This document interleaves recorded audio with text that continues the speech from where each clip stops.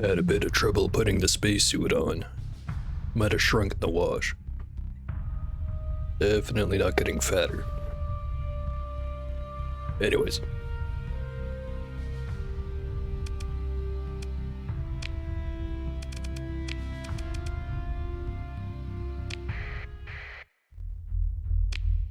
Alright. Last time, got back to the core worlds after a long expedition. Fruitful one though.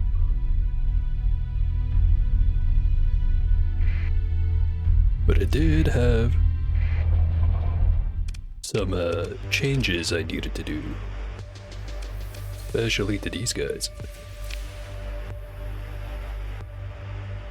That is a good point. I should do it like a real band and just coat myself in wax. That probably works.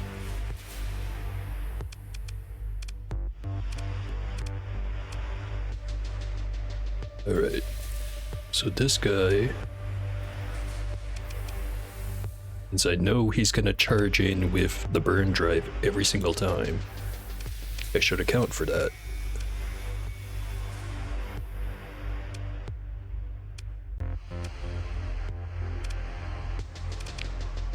Stick a whole bunch of heavy fighters on there.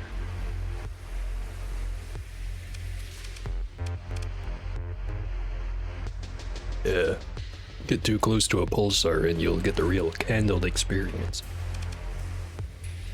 Or just horrific radiation burns. One or the other.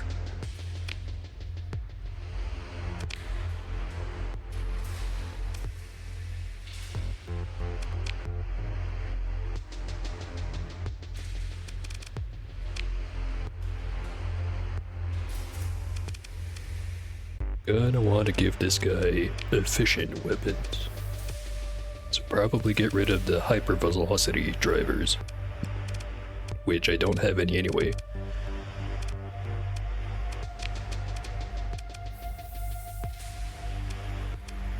.8 flux to damage. 0.9 flux to damage.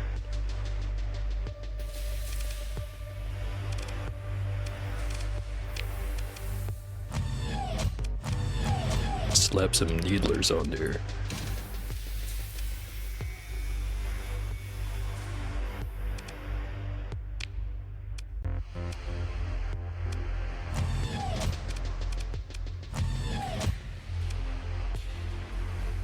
Do have the big missile racks. Something that hurts. Here's the Dragon Fire. Regular old Cyclone Reaper launcher. The Locust is also a choice along with the hammer.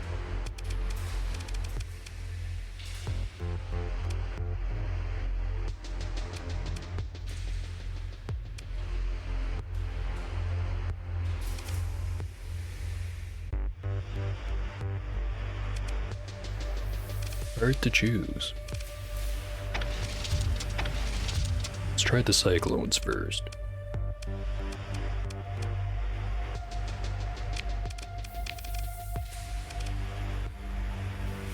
Did want to kind of try out the defensive targeting array, but bombers are expensive. Don't have a lot of points.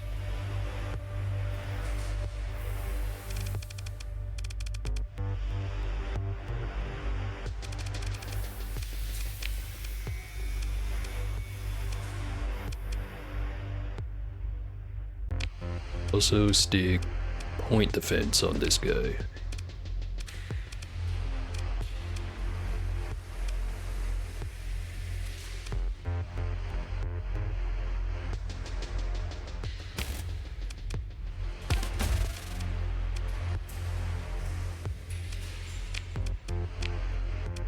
Give it a test run. Let's see. 40 points. NES mods. Tier 6 officer.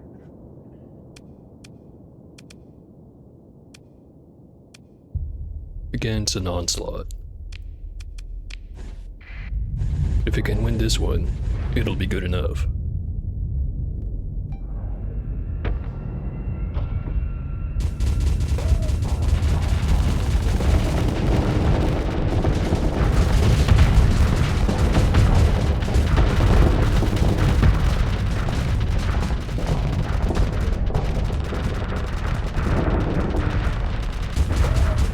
so far, doesn't seem to be winning.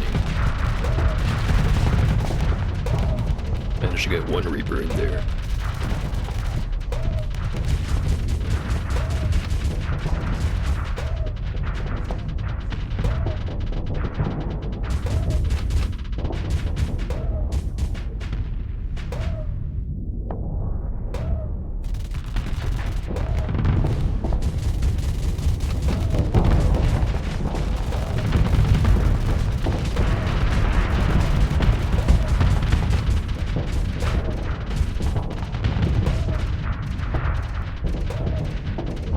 It's not doing amazing, but it's doing pretty alright. Especially considering the fighters are basically useless against something like this, but something that doesn't have dual devastators will not hold up as well.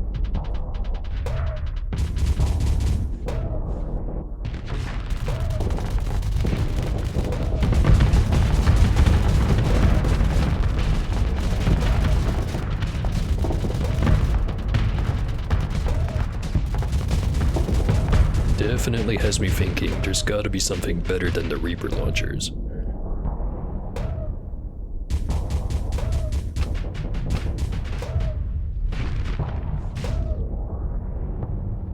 Yeah, the Lux fighters do have flares. I don't think they get close enough to the Onslaught to deploy them though.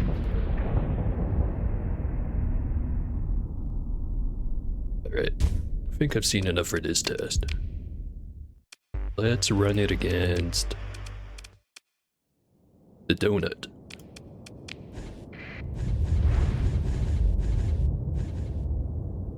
Don't think it has the mobility advantage. Slightly faster, actually. Especially if it's going forwards.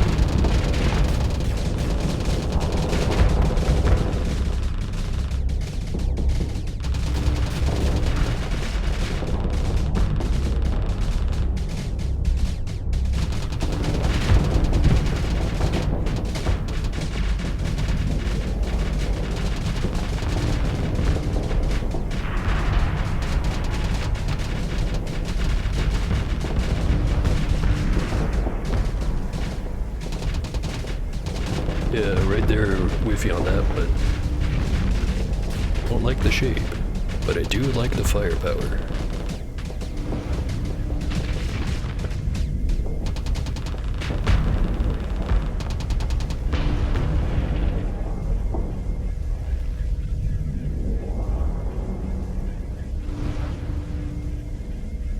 So it's going about how I expected it was going to.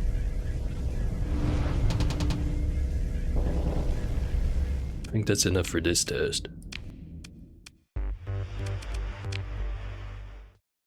Now let's try it against an Astral. See how it does against a shitload of fighters. Should do pretty decent.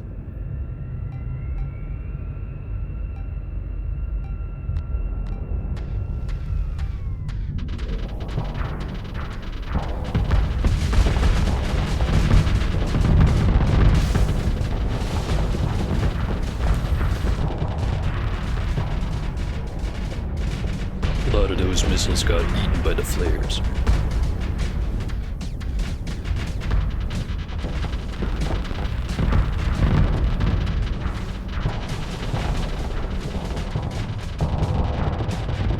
A lot more of that second wave got through.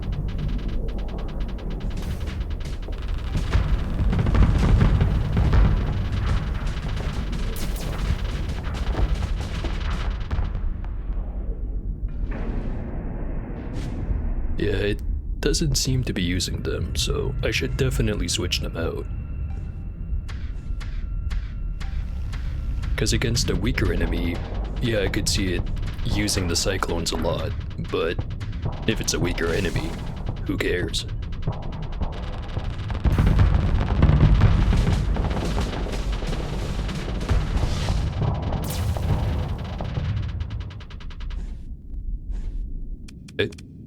So against fighter swarms, it'll survive. I'm just wondering, Dragonfire or Hydra? Try the Hydras.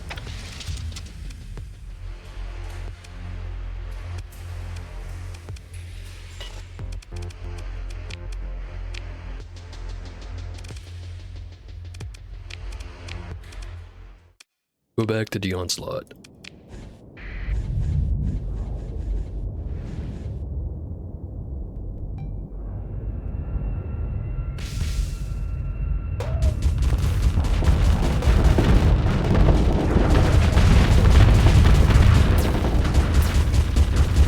Total of 1 missile got to the target.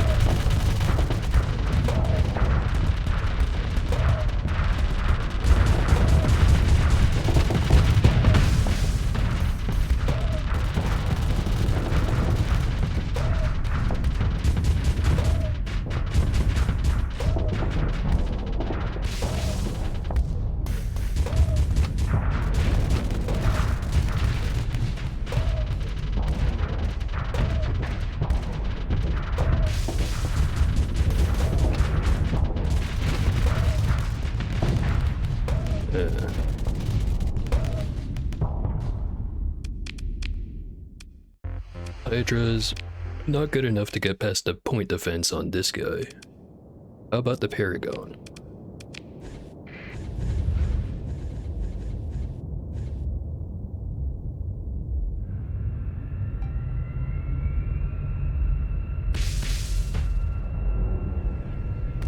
It'd help if it would not shoot the missiles right at asteroids.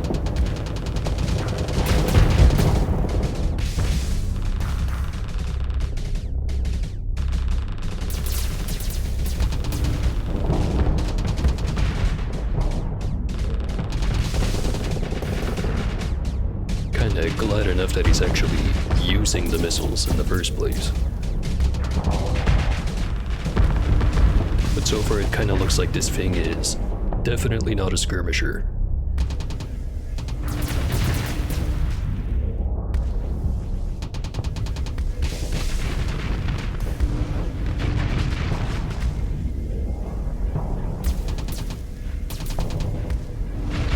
It's just gonna get chipped to death.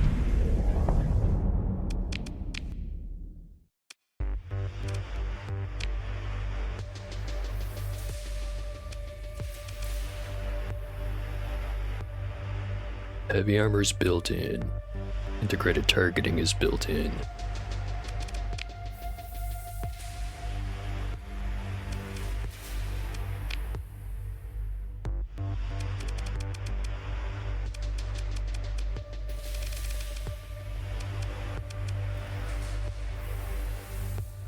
Let's try the Squalls again. Give it a little bit of EMP if it gets through the shield.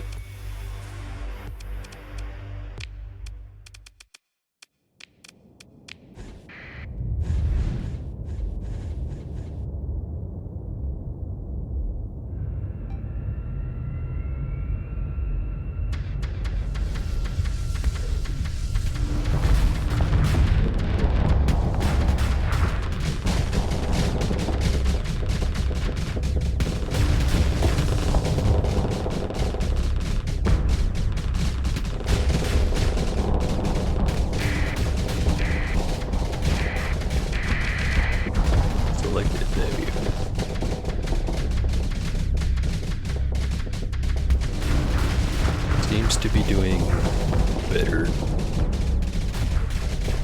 Not great, but better.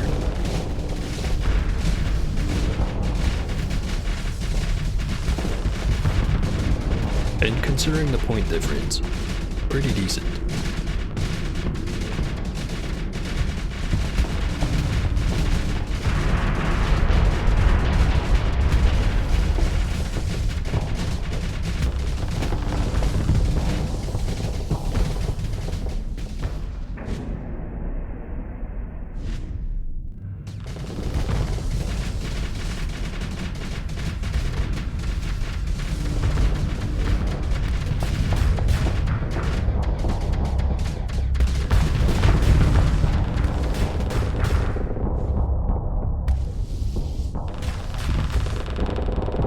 can't help but notice that guy does not have field modulation.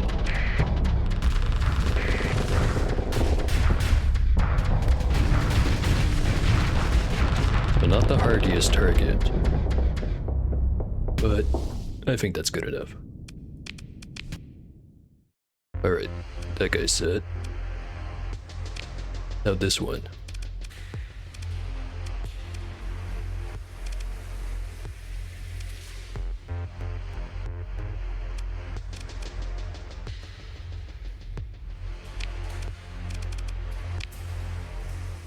Already got the point defense.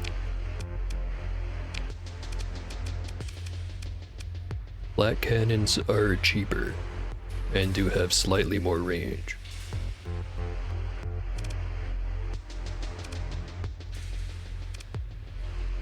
More flux efficiency, but less damage per second.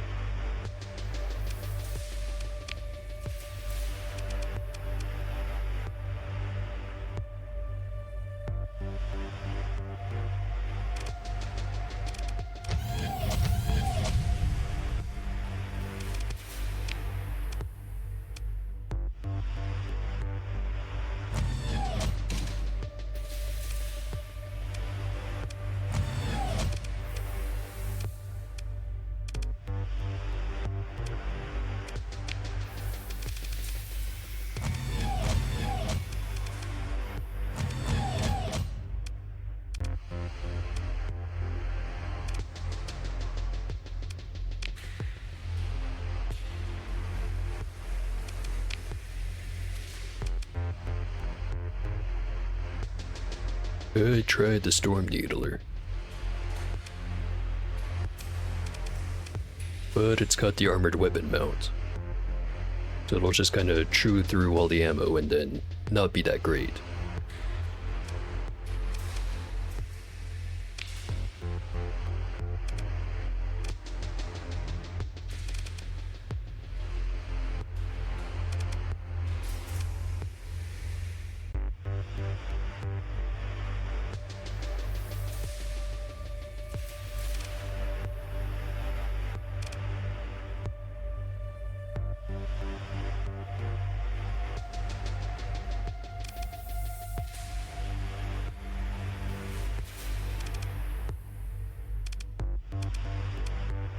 If I want more efficiency, there's the Mark 9 and the FA stiffs. There's also the Hellebore, but slow.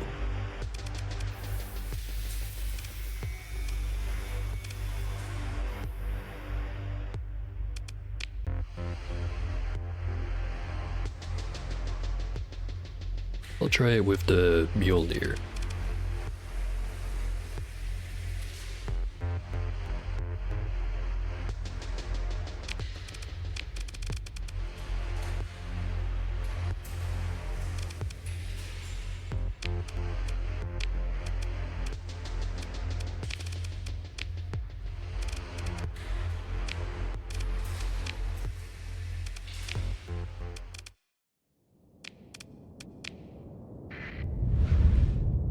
See how it goes.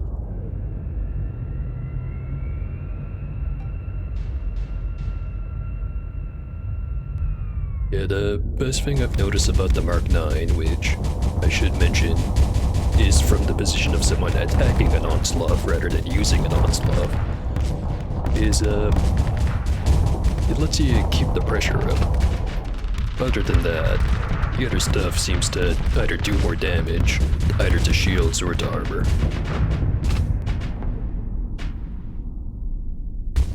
Which I guess on an onslaught, since you have the thermal pulses built in, you don't really need a damage dealer. Necessarily, that is.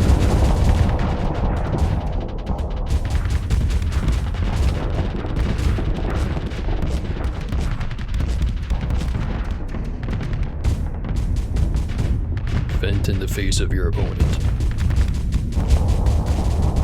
Establish superiority.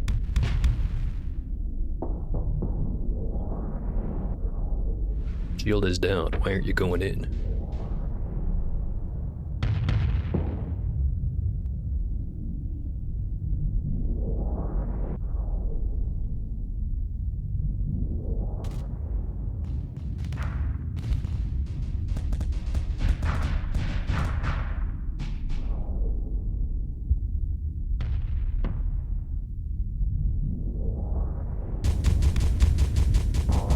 is a good point.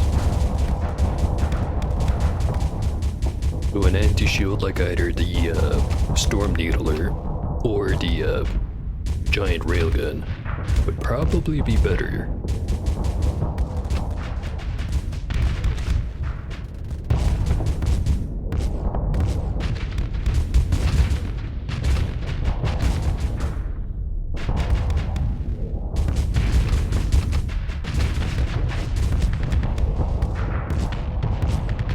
This thread seems to be working.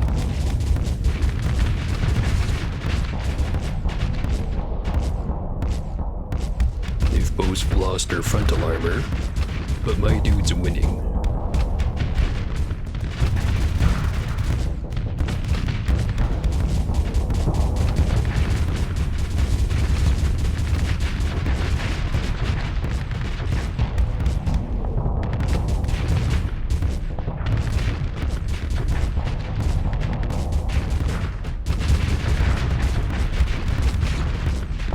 Just kinda slowly winning this one. Let's try switching these over to drivers. Stick a Gauss cannon on there. Keep the heavy mauler. And the rest the same.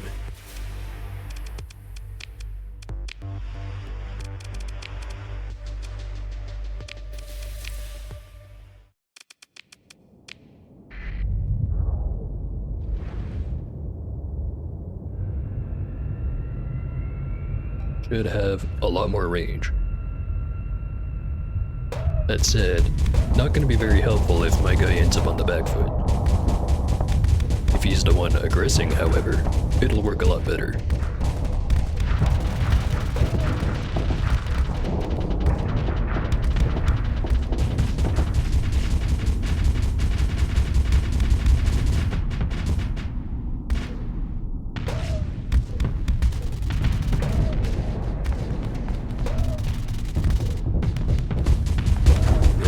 Got a Gauss cannon now. Kinda wish there was a way to, I don't know, check mark an enemy that shows up in the simulator and be like, give me the option to give this exact specific dude right back. So same loadout, same captain. It kinda sorta randomizes it every time.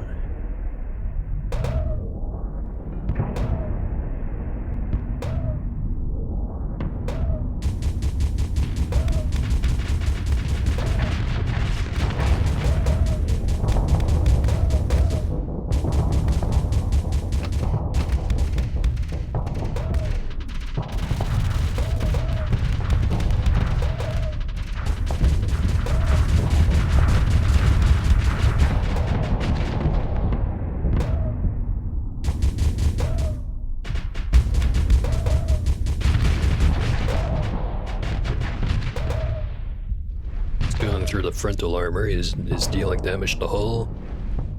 Lost a little bit of his frontal armor, but otherwise full hull.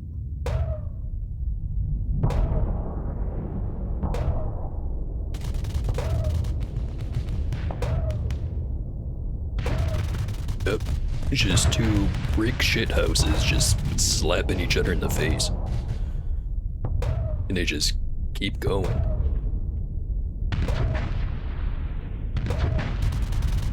So I think at this point, the winner is decided. It's the guy who keeps hitting the other guy right in the nose.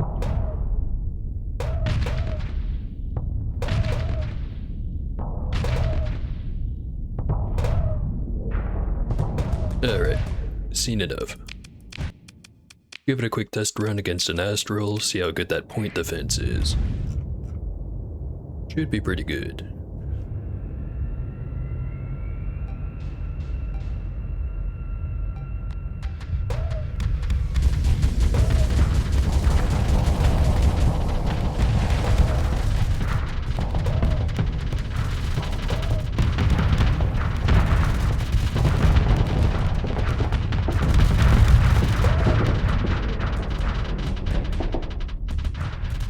Took a lot of hard plugs. Here comes wave 2.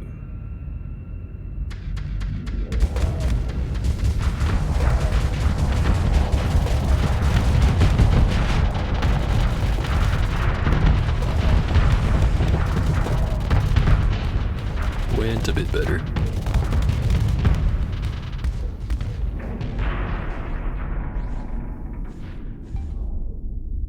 Alright. That is an improved loadout. Probably, maybe. Oh yeah, I also wanted to give these guys names. Which I know, it's bad luck to rename a ship. But I'm doing it anyways. Call this one,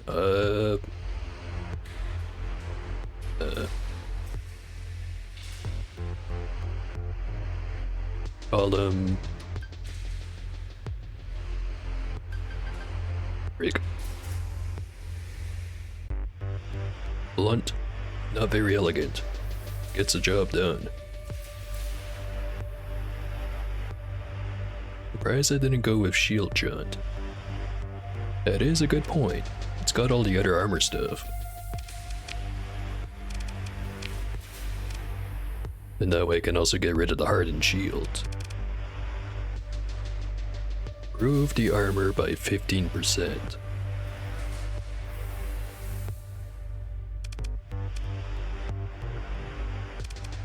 I'll give it a test run.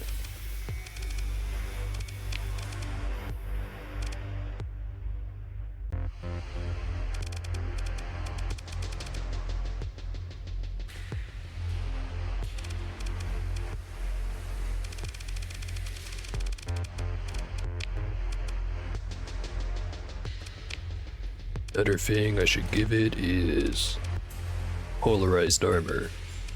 Just not sure what to pull off. Oh wait, looking at the wrong one.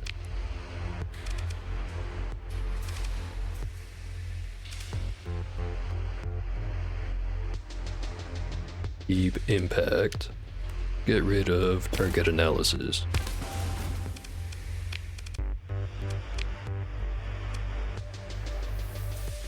Alright, so either this is gonna be great, or it's gonna suck. Let's find out. Right after I pick another upgrade.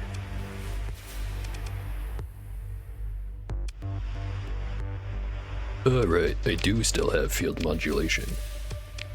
So used to that one just kind of being the standard. Wrong one again.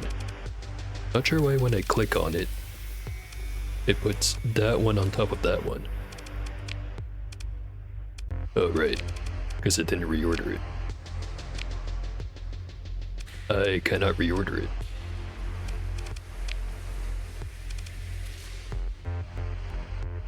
it. Anyway, get rid of that.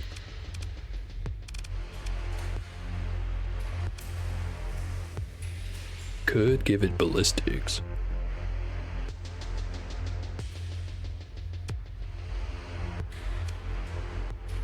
I guess pretty much everything it uses is ballistic.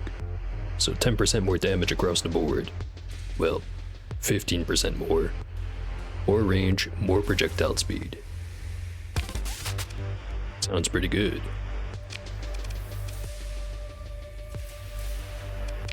They did do it to the correct one.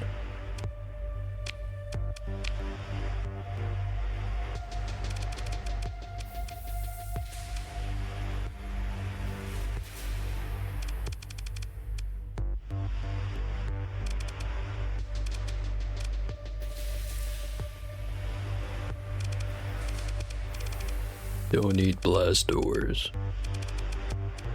Maybe solar shielding?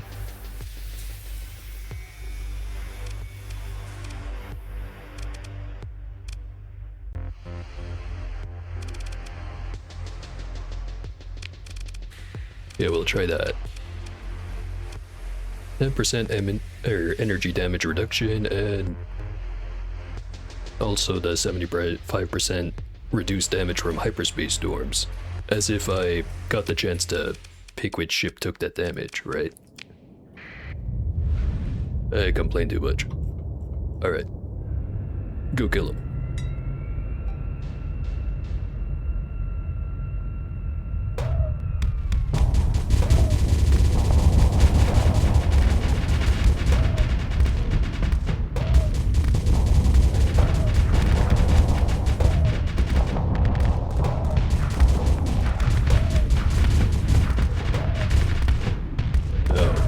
Not having a shield will make this thing not quite as good in the attrition battles.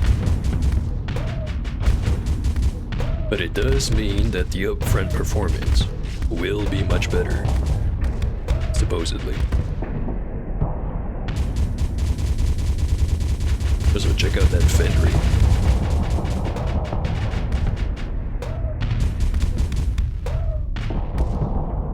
No. Now that you mentioned that, I was thinking of if I started another run, either if the patch hits or if I run out of stuff to do on this save. One type of run that I haven't tried before was being a Syndrian. Because all of their versions of the ships have the solar shielding built in, so then I could upgrade it and then get 100% resistance without having to waste an SMod slot.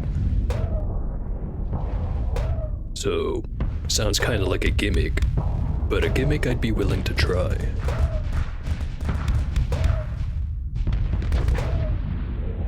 Yeah, that is a good point. Take out enough enemies fast enough, and you're taking a whole lot less damage. But I'm thinking more like the worst case scenarios where you end up with a much bigger enemy fleet. Alright, it's going in for the kill.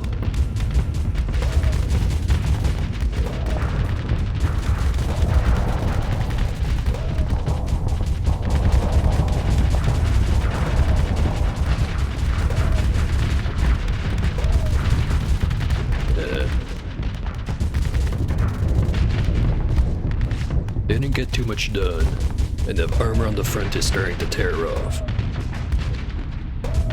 I say, looking at the hull meter being about halfway.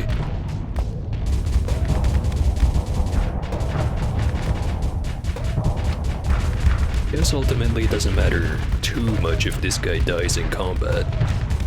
Like, sure I'll be out, I don't know, 300 or so supplies to get it right back up to full repair. Maybe a bit more, but I don't lose any crew. And he did win that battle pretty well.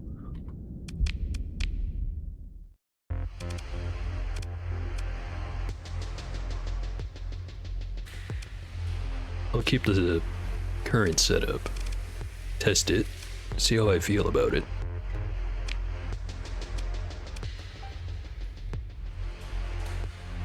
Now what do I want to call this guy?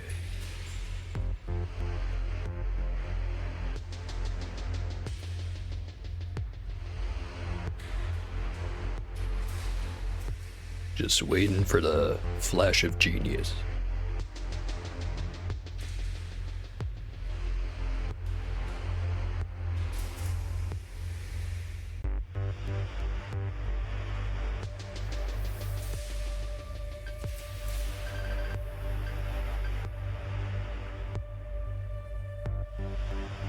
How about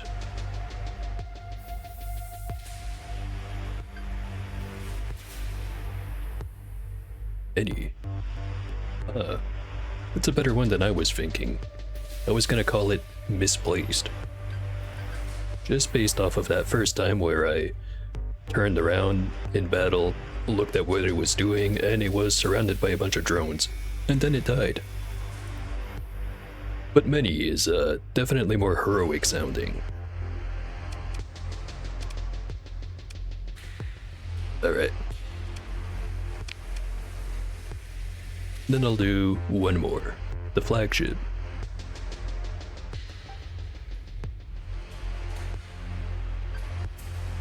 Gonna call it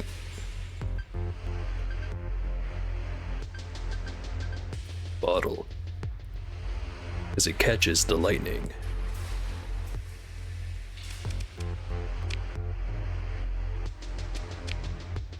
Many hours making it work. Many hours spent making it work again. It's a good name. I could sell stuff, but I'm not going to.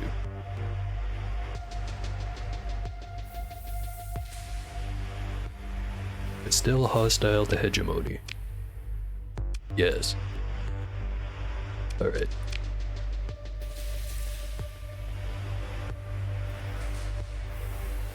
Just buy the supplies here. Go over to Syndria.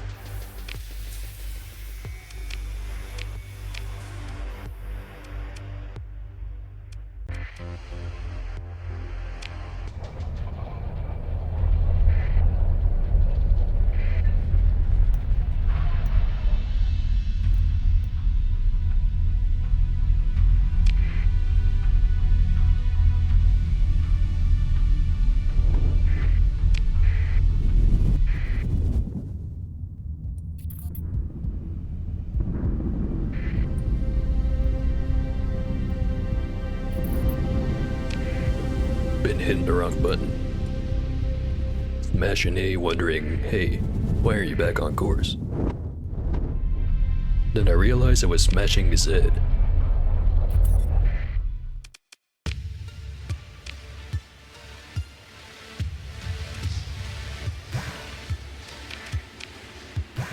I will buy all of your fuel.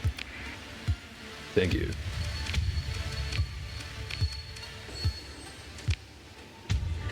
Wants me to go fuck up some pirates right over there.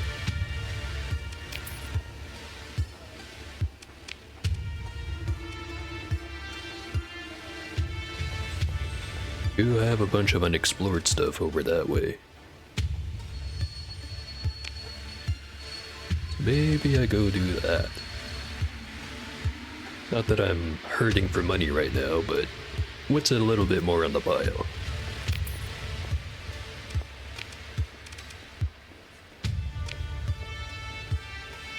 Crew's looking decent. Stockpile's a little full. By stockpile I mean cargo.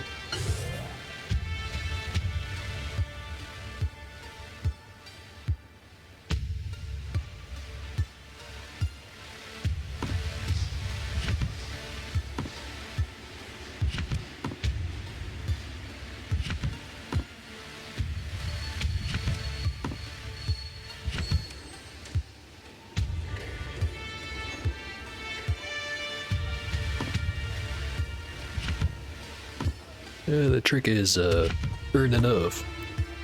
Then you lose track of where all the money's going, and then you don't have to care, because it's still flowing in.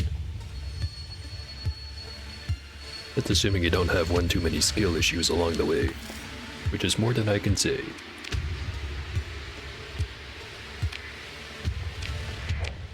Alright. Go blow up the pirates.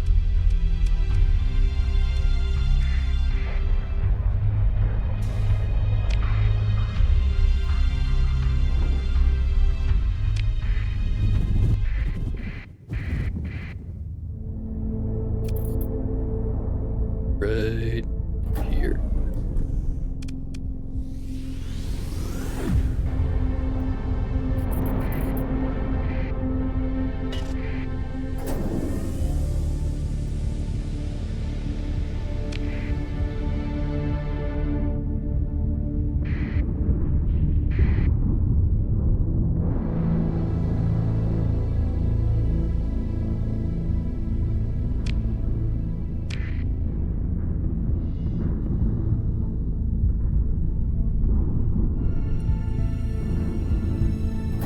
Who's that?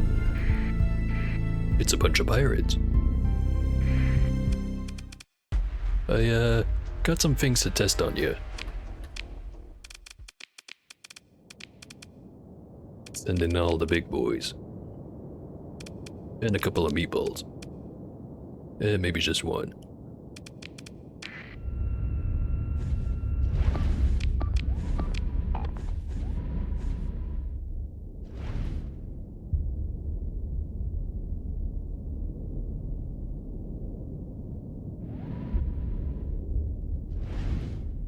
It would be fun to have the full solar shielding on everything. You just live next to a pulsar.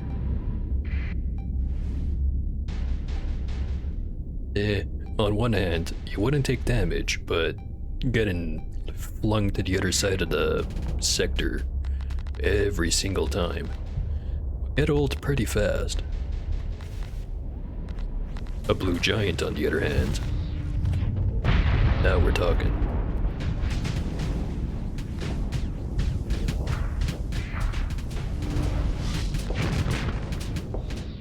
That guy's getting pecked to death by a flock of seagulls.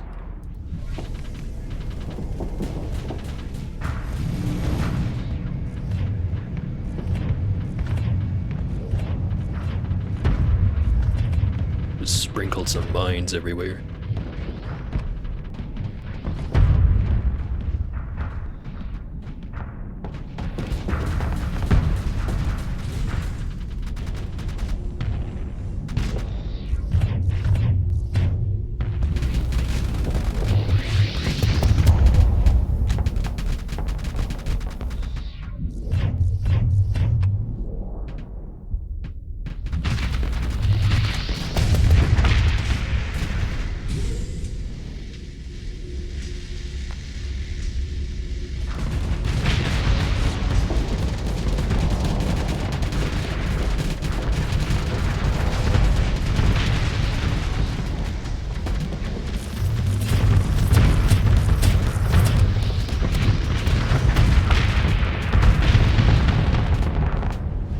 Just a little overkill.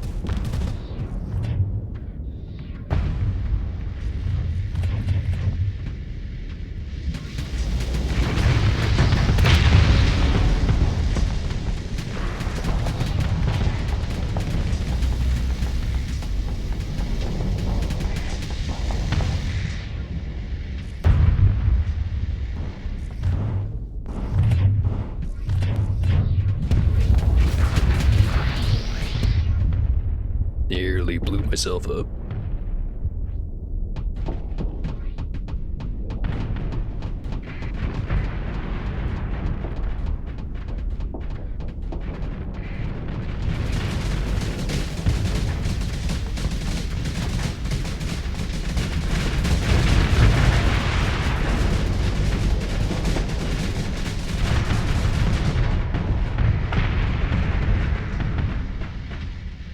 And we're done. Pretty fast. Not really a good test, though.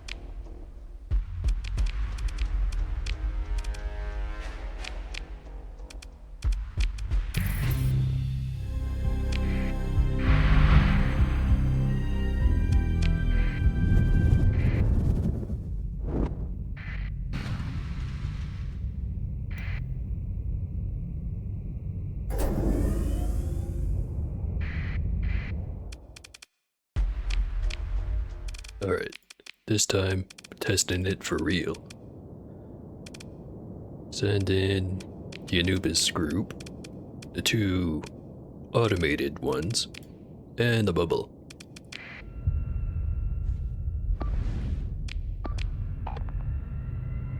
This time, actually look and see how they're doing, rather than just exploding everything with purple again.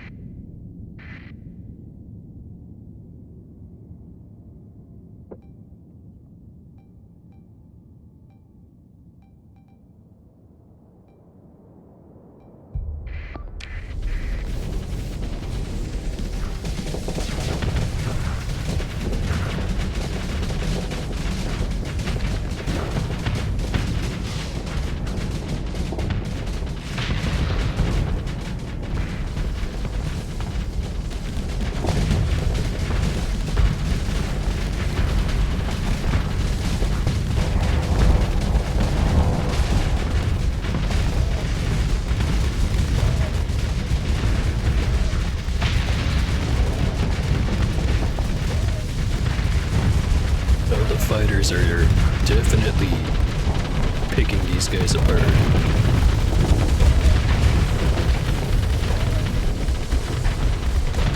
But I'm thinking I'm gonna want to assign escorts to these guys, especially the Legion. Which is fine. I've got plenty of these fancy little escort cruisers around.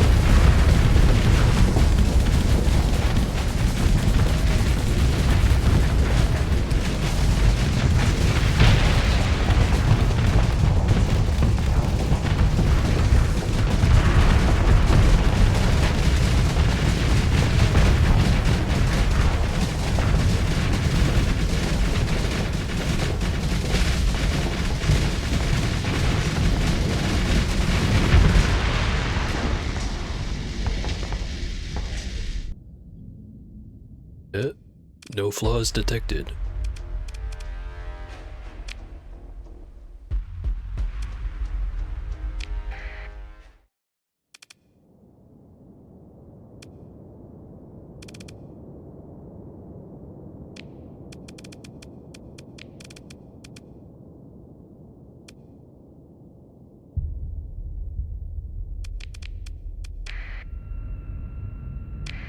So more ships than I need, but I want to see how I can do with these pursuing sections without any frigates.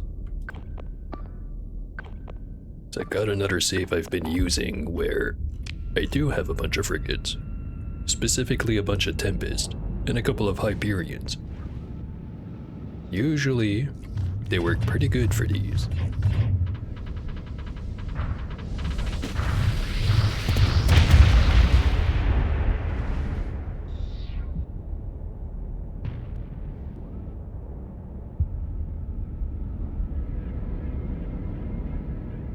The Furies are fast enough to catch up to them. Being able to deploy from the left and right is a pretty big advantage, especially when there's more than just 4 dudes.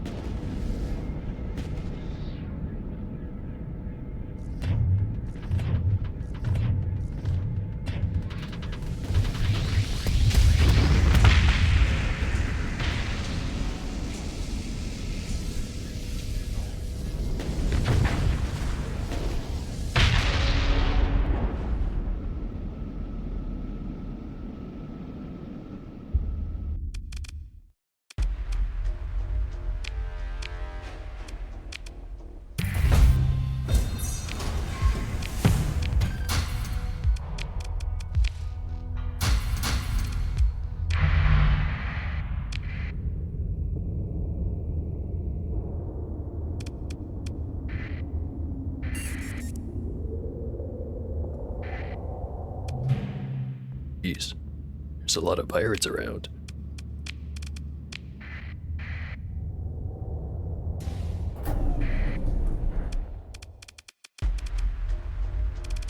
Oh, it's a pirate.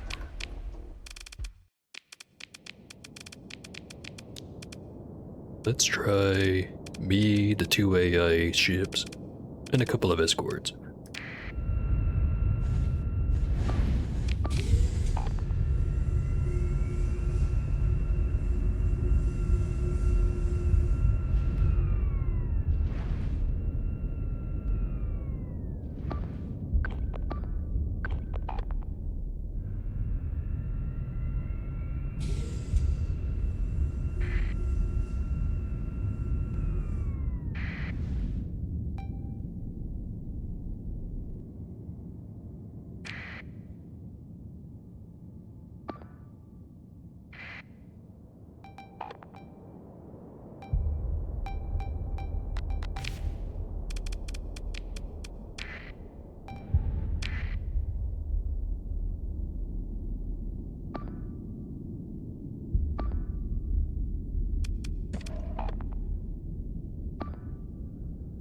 Get the ones without pilots to escort.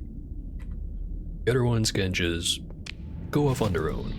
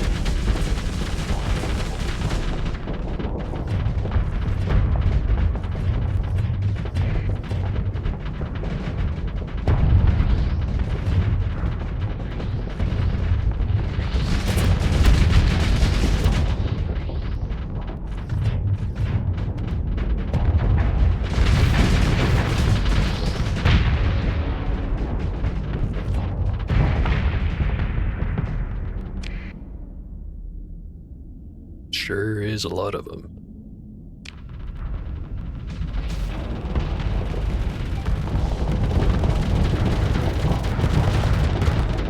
Maybe a few too many of them.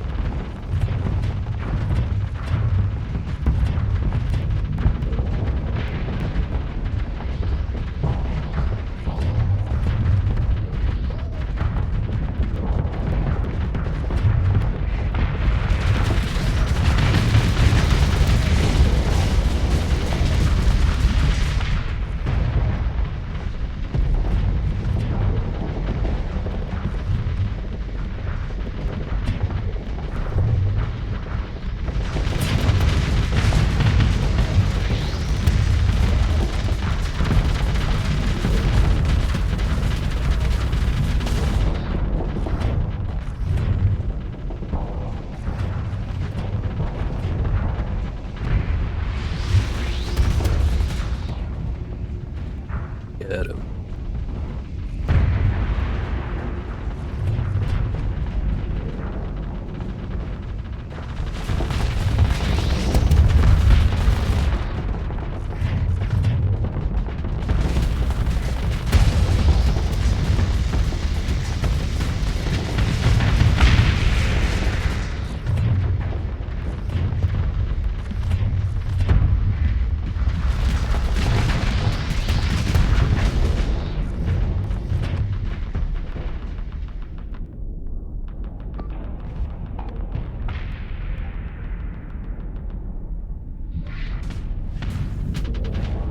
Flying this thing almost feels like cheating sometimes.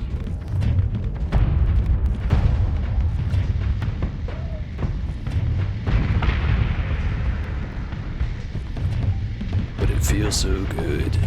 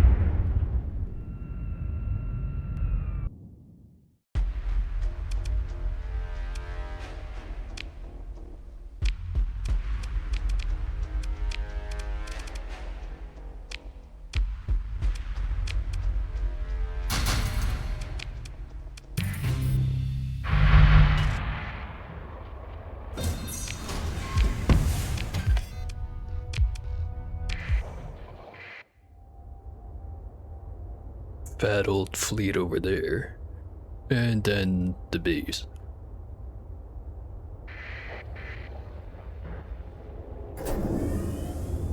It's running.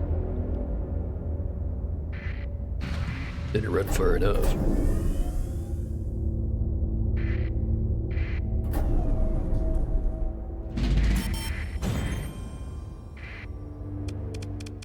Gotcha. Let's try just those two. Should work.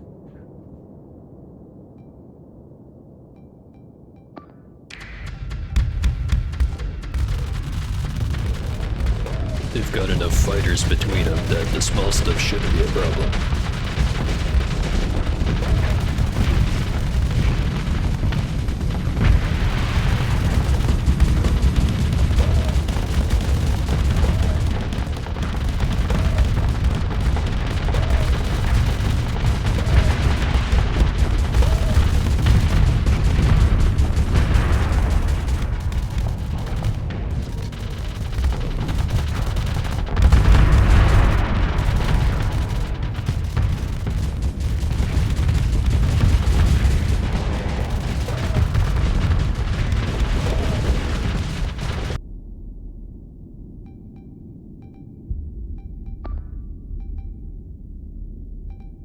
Trying to surround the many.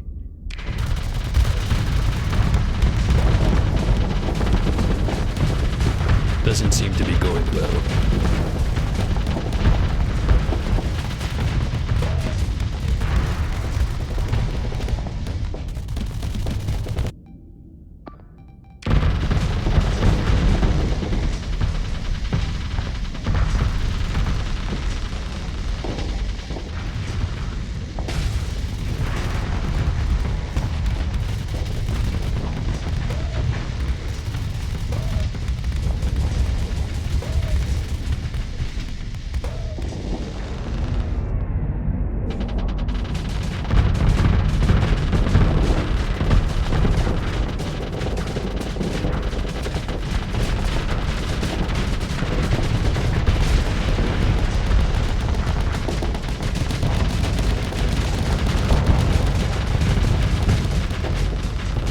Got one of the engines.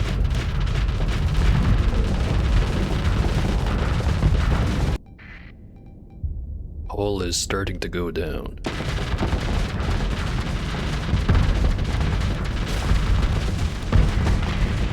Needs to call his fighters back.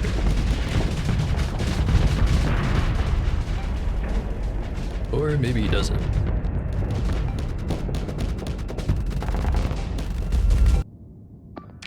Here comes the brig.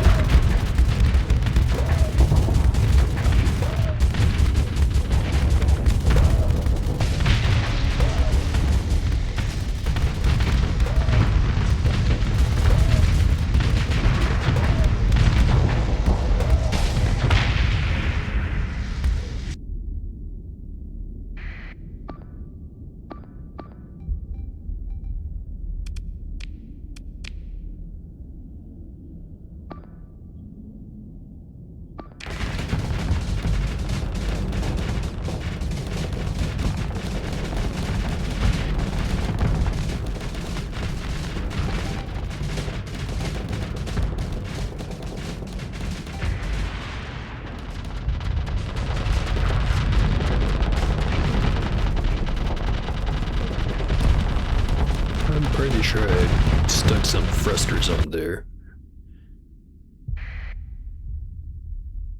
Or apparently I didn't. Maybe I should.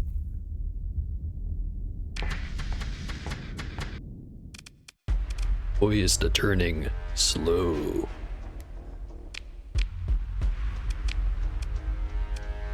Bunch of small stuff.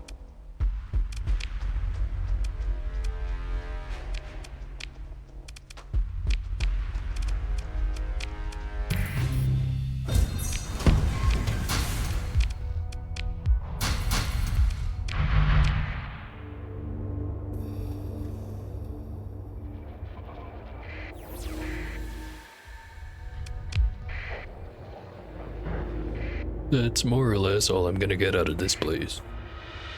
Blow up the base.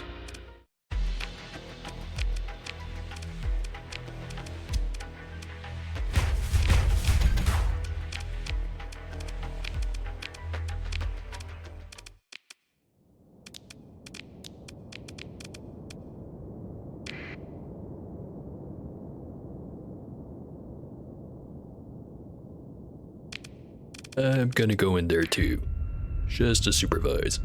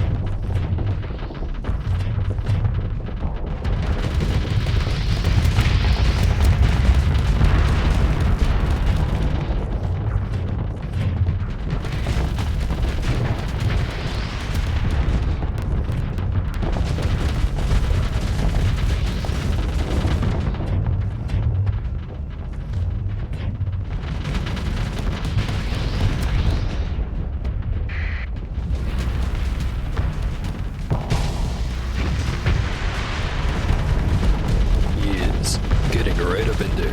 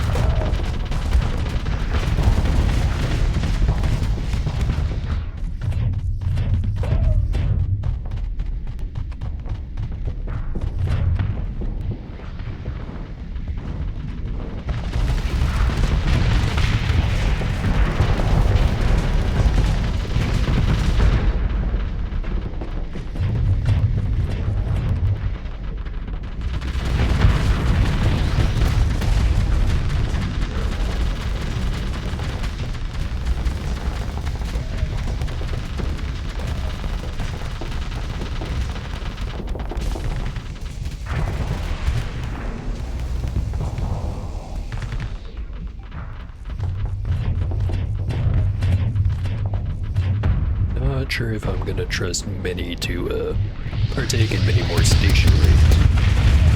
It's a little too eager.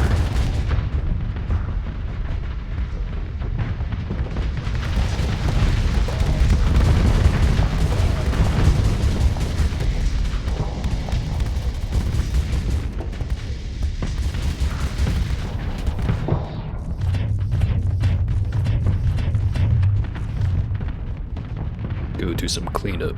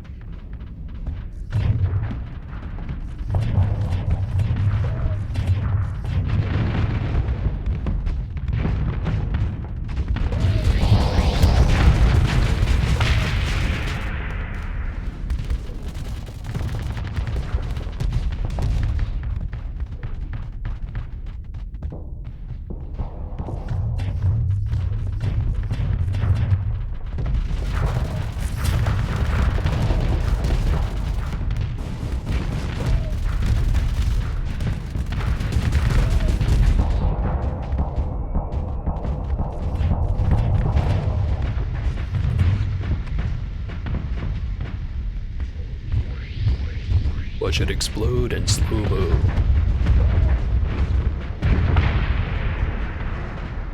Noise.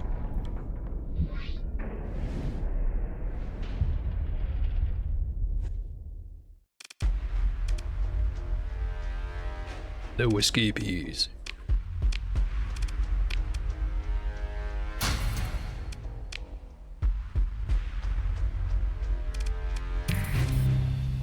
Maybe I overstocked the supplies a little bit.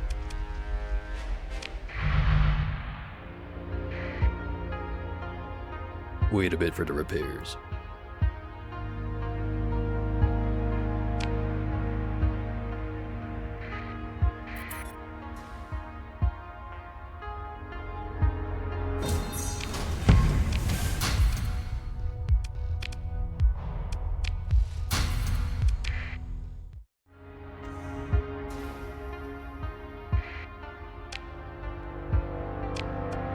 Alright, that's done. Now the exploring. Or rock scanning. Whichever term you find more appropriate.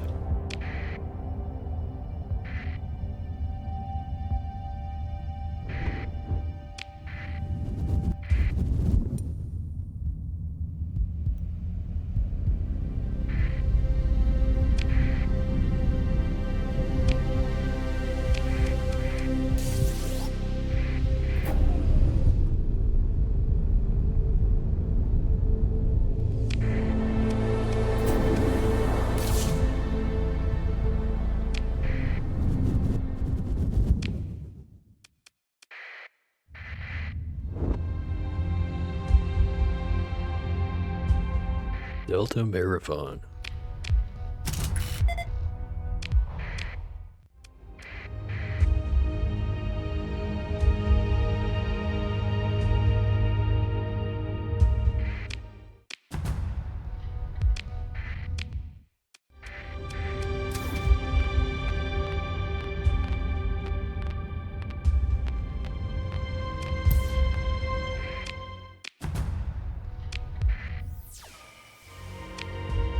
How much here?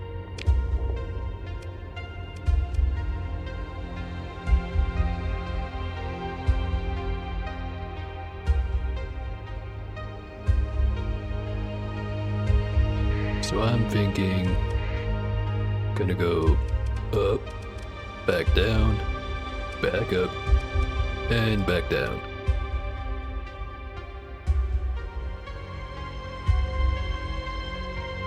Or maybe slightly differently. Go up, get all the Marathon ones, get Brea, Aranan, Gorilla, Karkara, Kalahiri, and then Maribis. Oh no wait, and then Solos. Assuming I don't decide to break off the expedition earlier than that.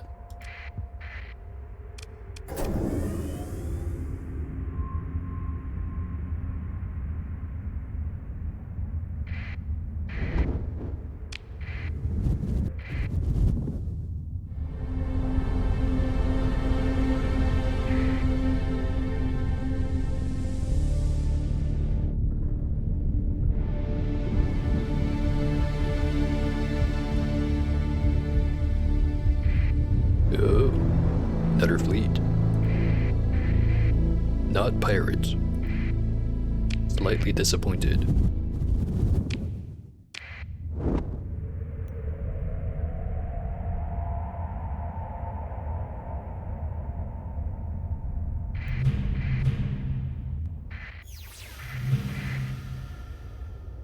An Aurora, and a couple of smaller things.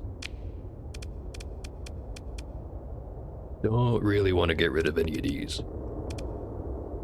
Not yet.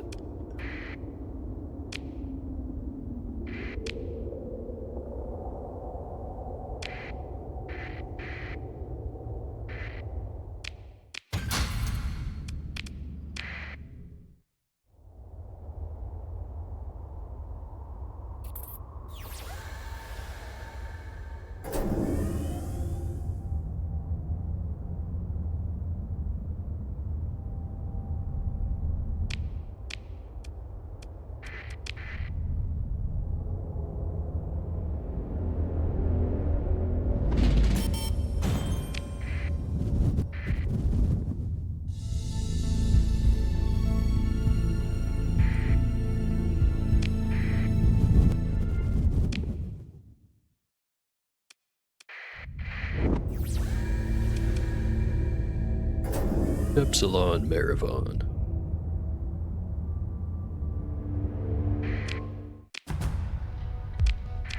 With a name like this, you'd figure it'd be a bit more interesting.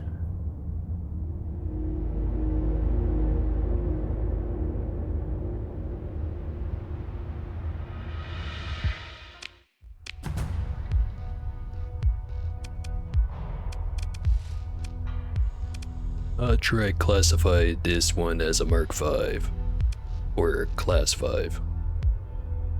That's what it says.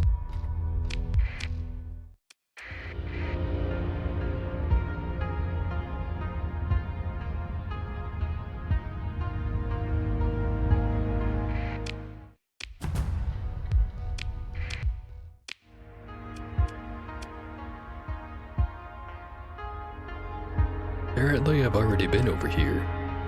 I just, forgot to get all of it.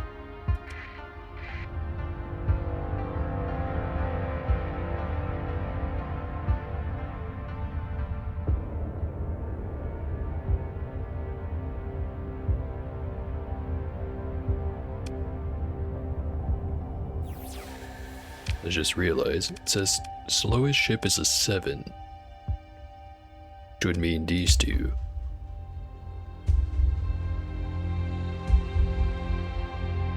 It's 40 points to get the better boosters or dry field.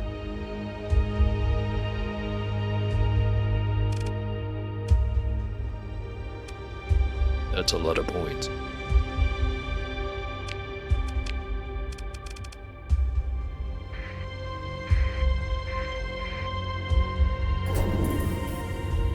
Could get another Augs, or I could just deal with the slowness.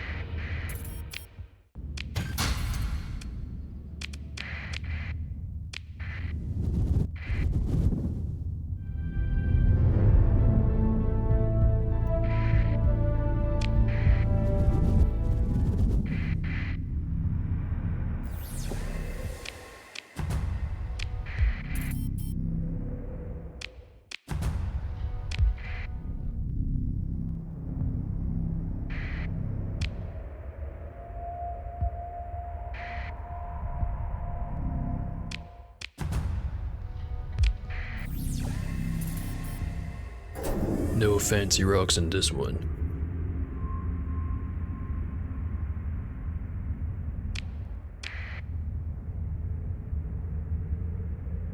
Nothing else floating around.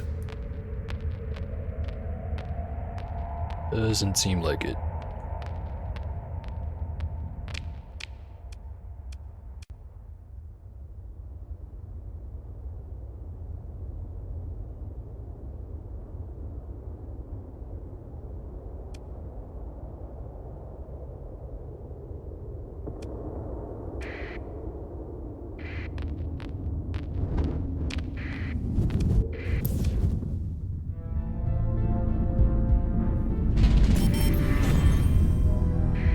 And now the Centurions are mad.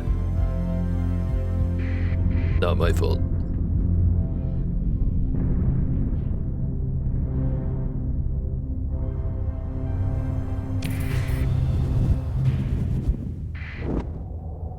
And the hegemony is no longer mad.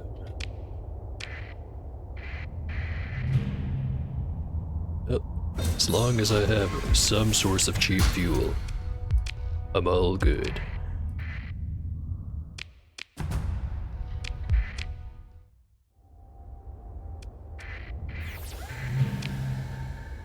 Lots of stuff around here.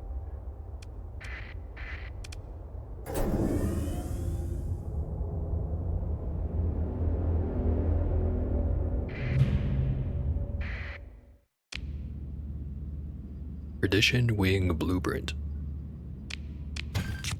I'll take it.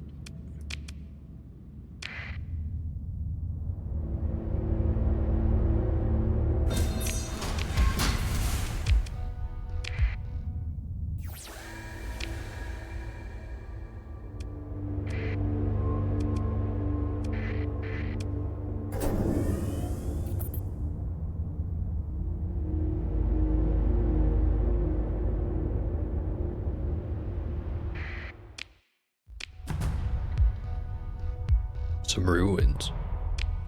Do they have the good stuff? No.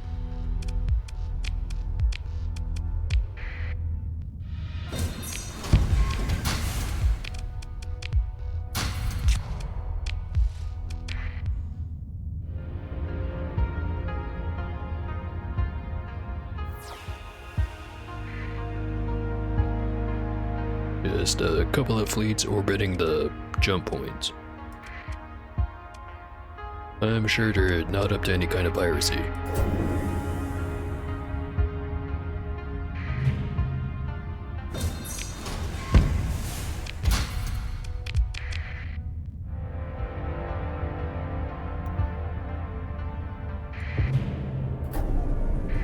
Orbital hab. Bunch of crew.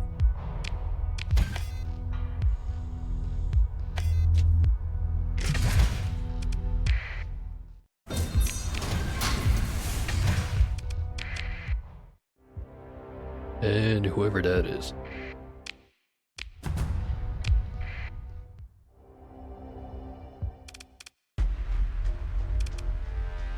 Today ain't your day.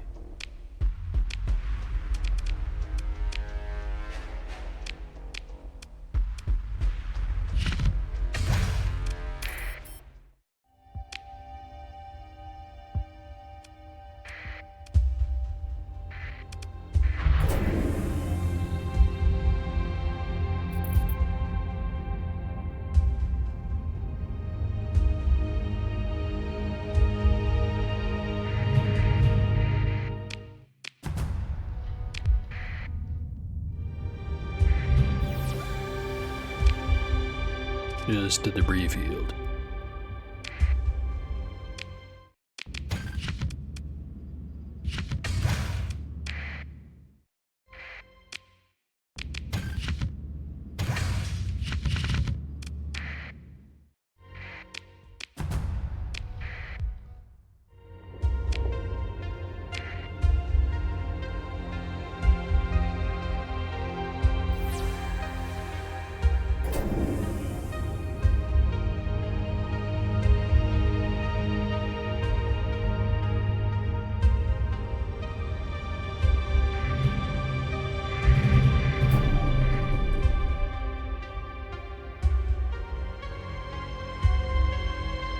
Just some standard stuff floating around.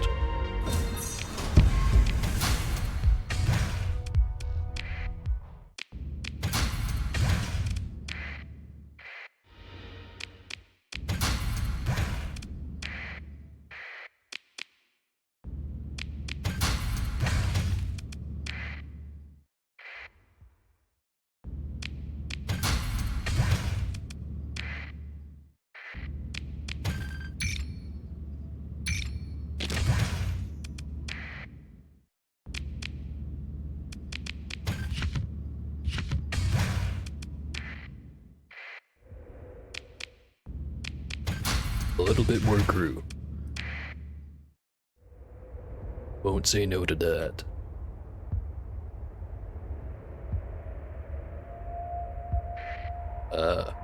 So I was right. It was pirates.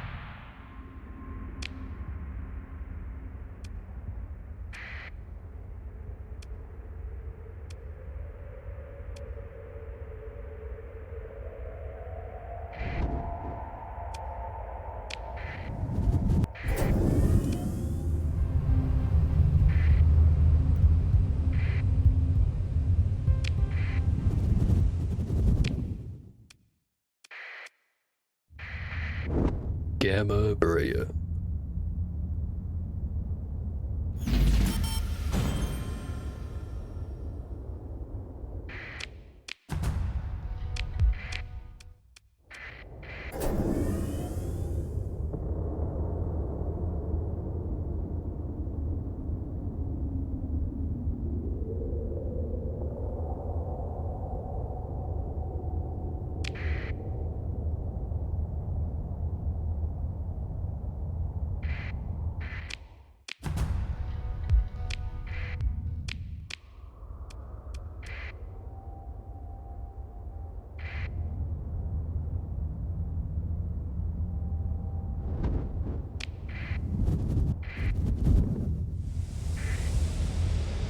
Seems to be a big ol' intersection here.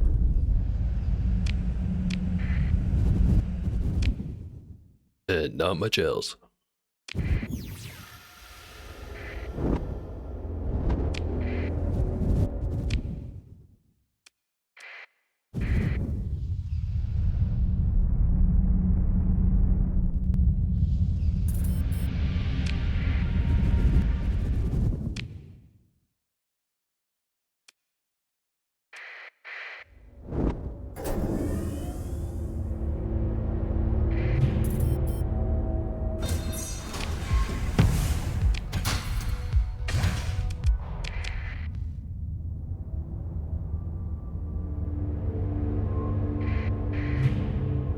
Lots of debris around.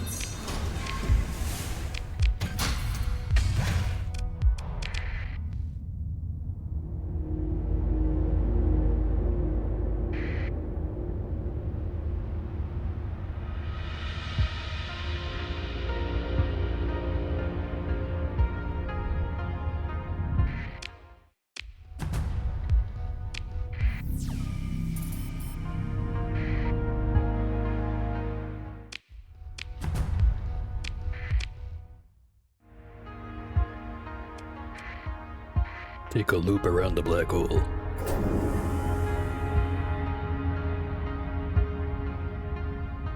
A wide loop.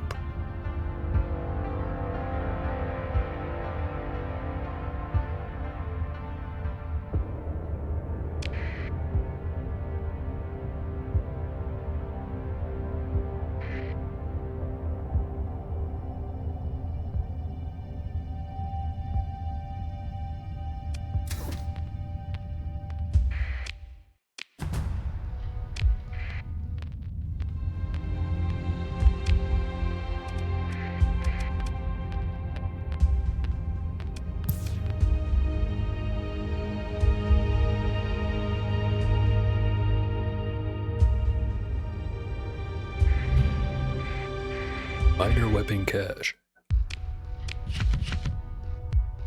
Minor indeed.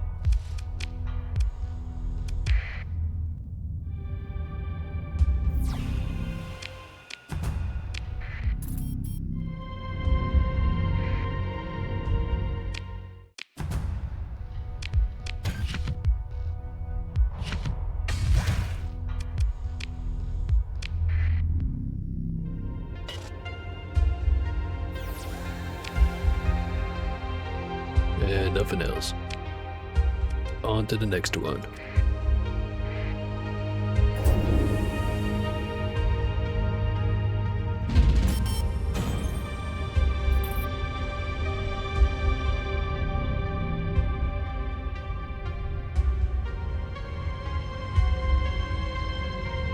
It's like the Centurions are getting angry at everyone. Everyone but the Persians. Oh hey, research station. Location of some widespread ruins. And some blueprints I already knew about.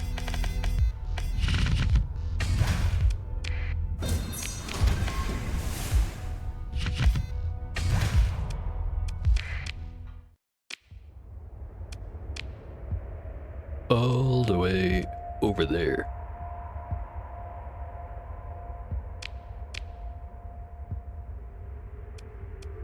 I'll get to that eventually.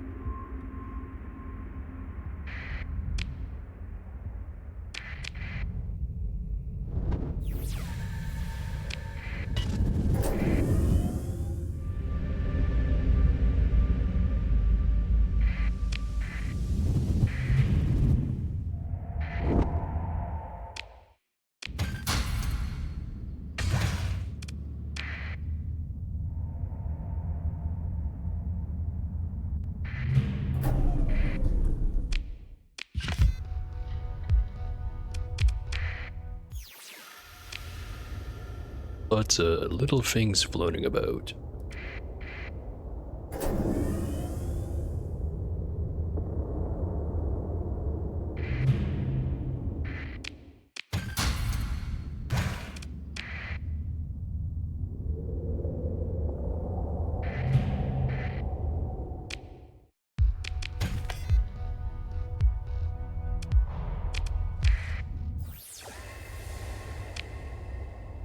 Alright. That's the Brea constellation. Cleared. Now, I could loop around this way instead. But it's gonna be about the same either way. No wait, never mind. It's this one I forgot about. So maybe clockwise.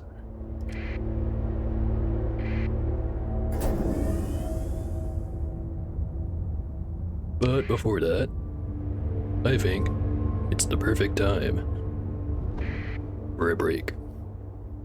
Be right back.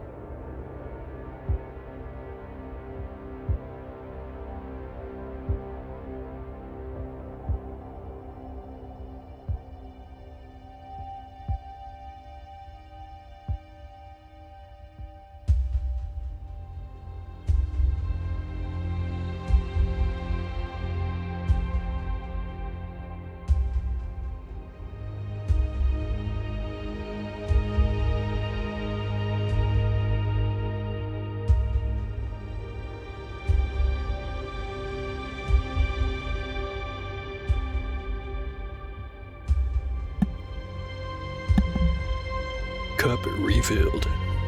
Time to keep on trekking.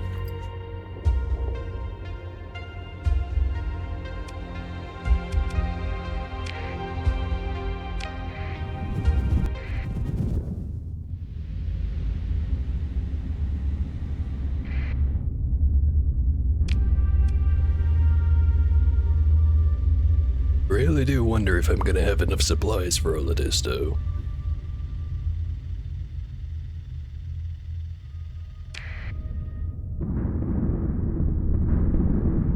Started at around 4,000. Not quite at half, but approaching it. Also, I should be over here.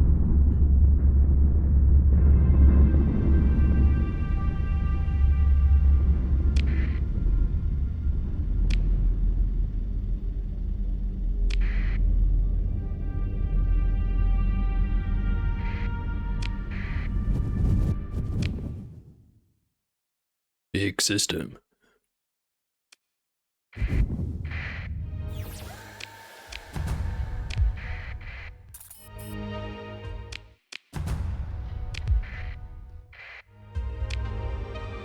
And I didn't even notice a neutron star. Just barely out of range of it.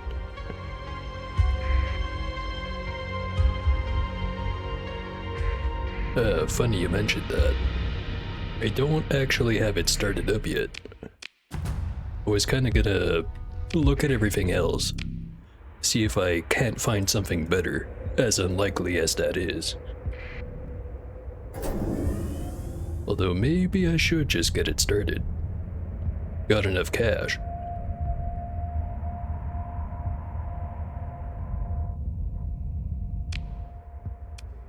The only other things was I wanted... Well, I've already got the soil nanites and the fullerene spools. Got the pristine nanoforge, catalytic core, the mantle bore. I'm missing... I think it's called a plasma dynamo. Although that's usually the third planet. So that one could wait. Yeah, I guess I could get started right now if I wanted to.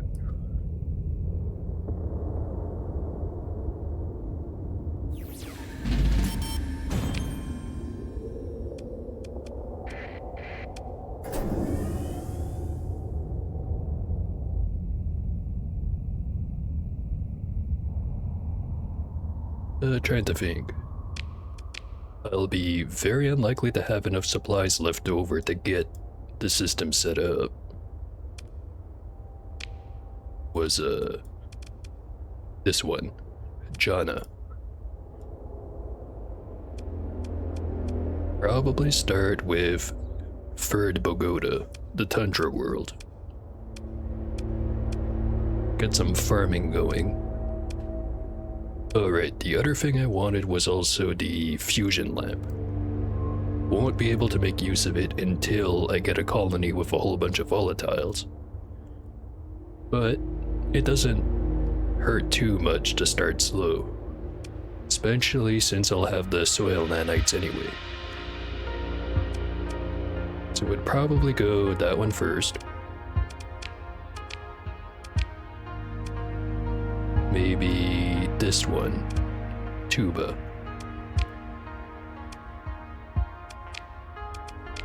But yeah, heat's not as extreme on the other world. On this one will be the manufacturing, the refining, and the high command.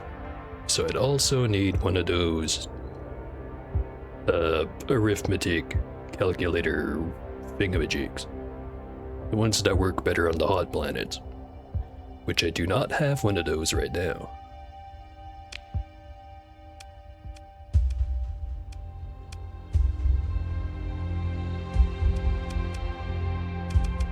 And then the last one would be the gas giant, just to get the volatiles. I guess I could have the fuel production set up on this one since it's lower hazard. But I don't think it counts as a no atmosphere planet, so I'd probably want to have it set up on this one instead. But anyway, it's got all the right planets. I'm just missing the items.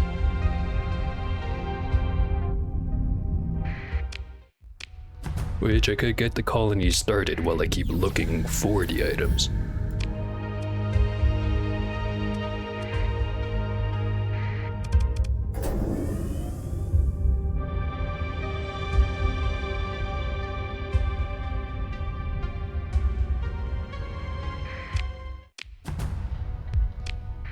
But yeah, I'll see how much supplies and stuff I have left over after all this exploration. Maybe I'll get it started right away. Maybe I'll kick the can down the road. Neutron star jump scare. There's probably a research lab over there. Coin flip odds though. Alright, get going before it swings around again.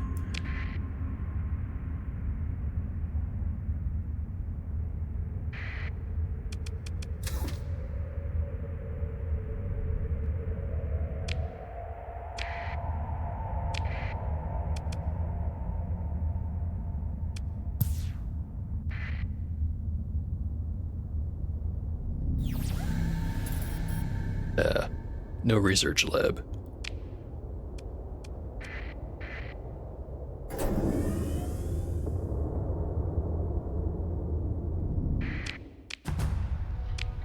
You know, as opposed to a non-research lab.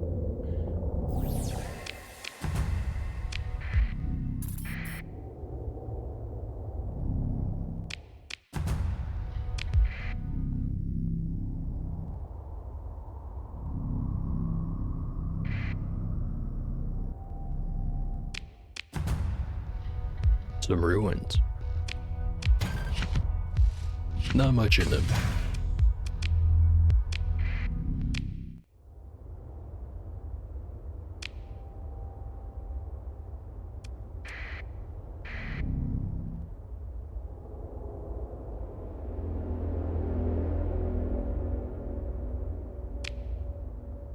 Just have to wait a bit for the rotation.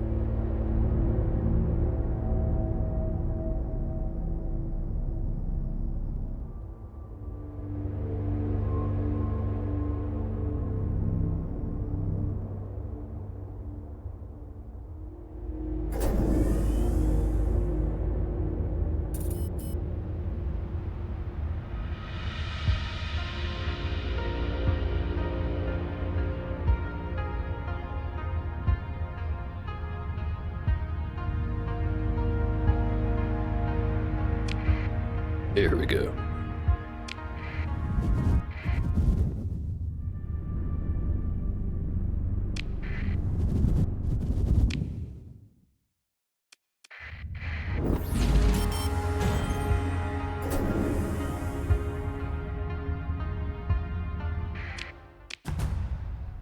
Extensive ruins. They have the stuff. Not really.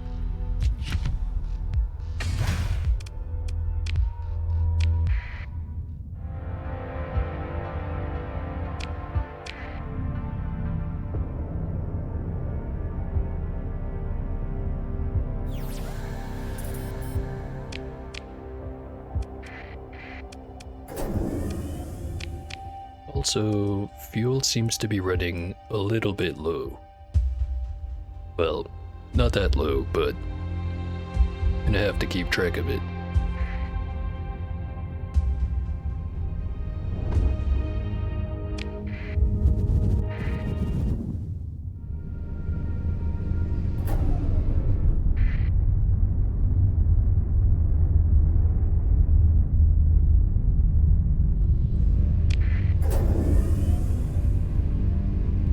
This one looks kind of ominous. Not sure why. Just in case.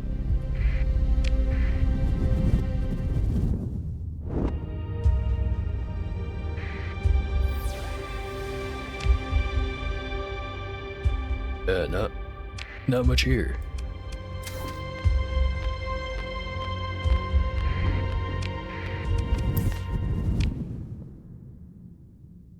Worrying about nothing.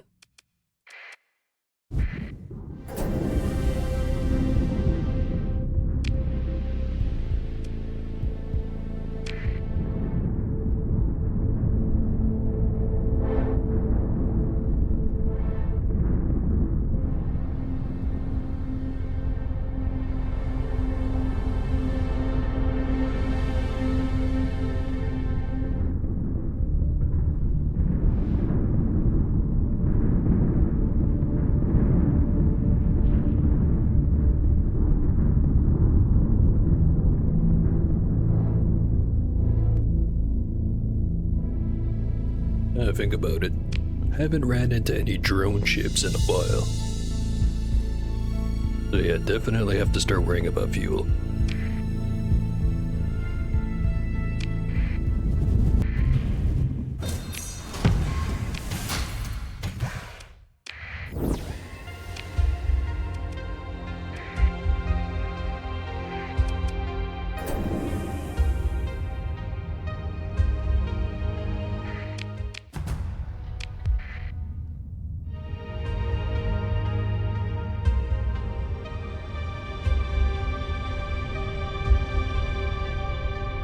Try to stay out of the solar flare.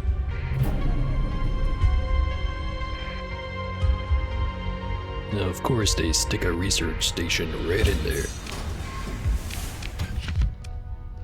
Whoever they are.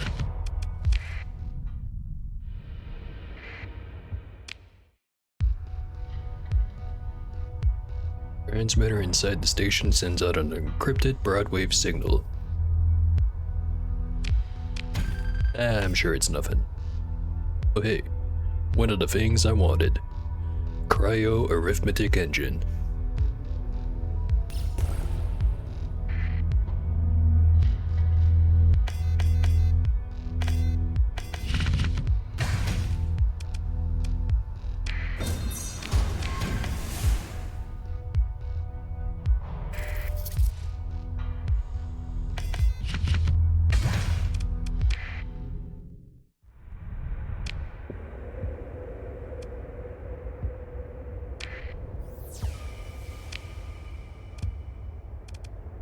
Think that's a fleet. Yeah, it is. Seem to be investigating where the research station was.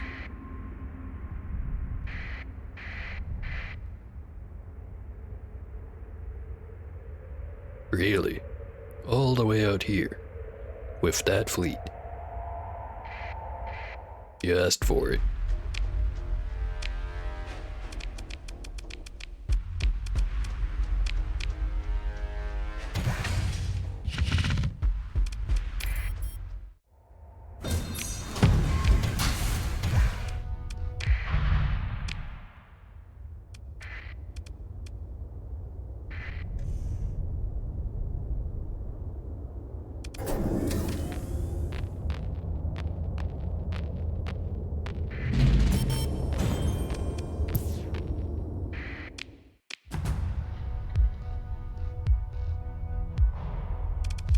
Not the best looking planet, but it does have a whole lot of ruins.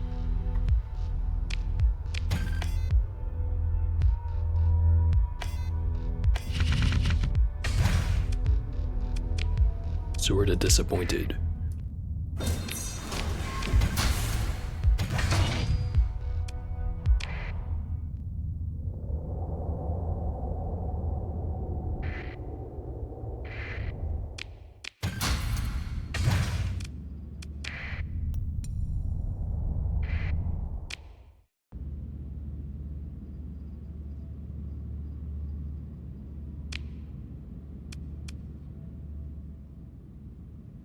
Now, if I got one of these, could move around a lot faster. But that's a whole bunch of extra supplies it would take to do it, and the fuel consumption would remain identical. To mention, I'd have to get rid of a ship.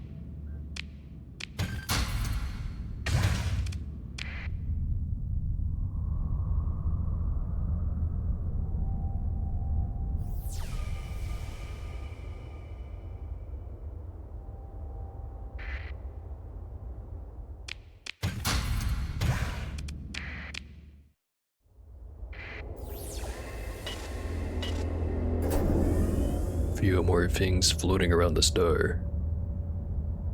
Hopefully good things.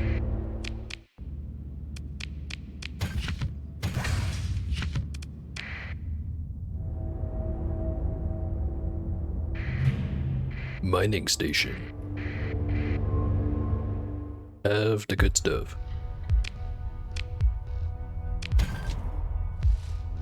Rocks.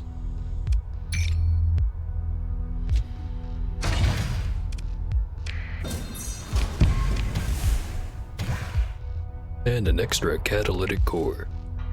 I think that's number 5. Should probably sell some of those. Don't think I'm ever gonna need more than one.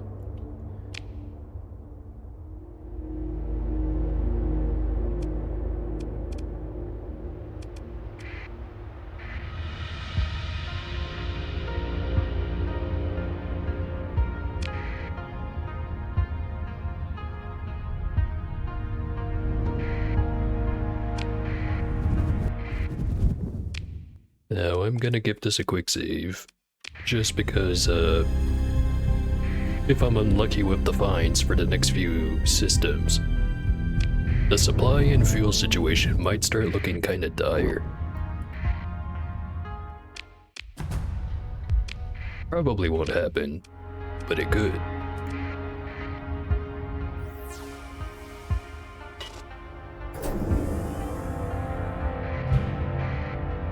Orbital hab. With Commander Paul Nakar above, well, used to be aboard. Now he's aboard our ships. Let's see if he's gonna stay.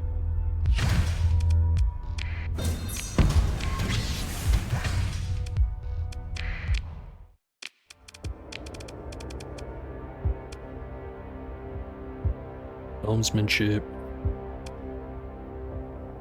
No field modulation. He has to go.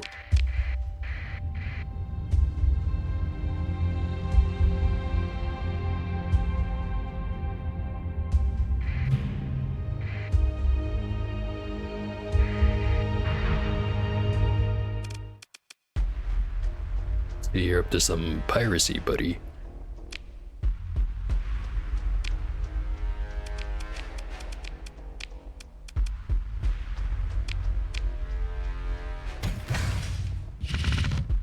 Little bit more fuel.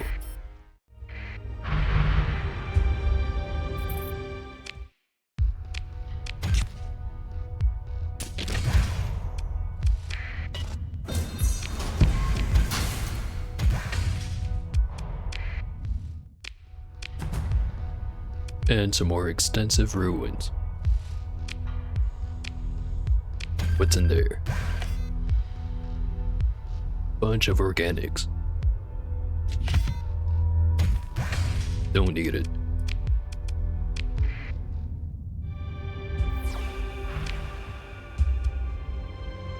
Stuff over by the star.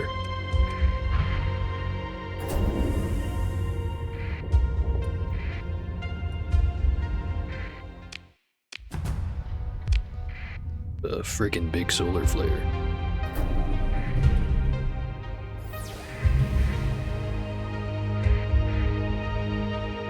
Yeah, no reason to dive into that.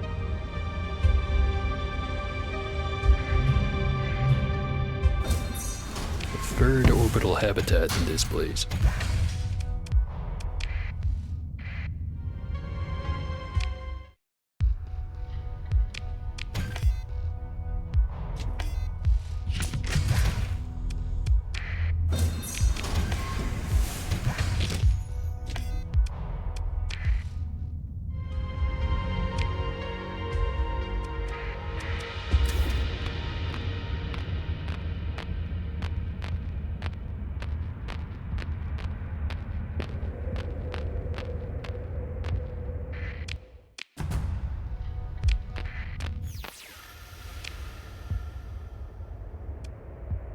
Something by the star, something by the comm relay.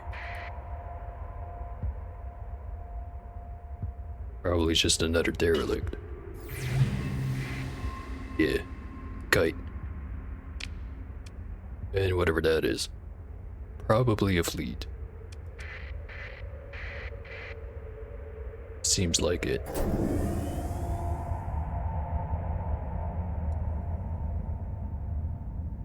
And it was also just a fleet orbiting the comm relay.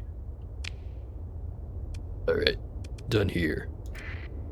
Let's go over to Utopia. Better live up to the name.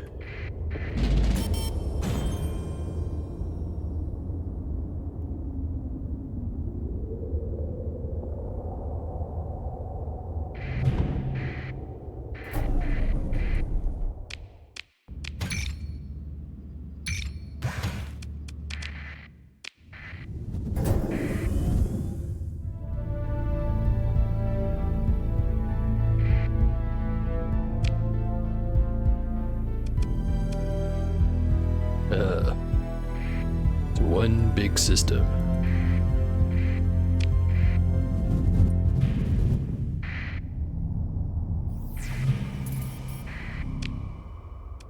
Binding station in the gate.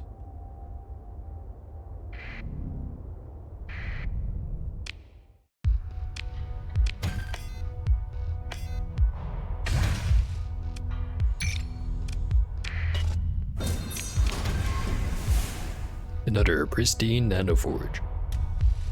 Still to find it weird how many more pristine ones I've found than corrupted. At least on this save.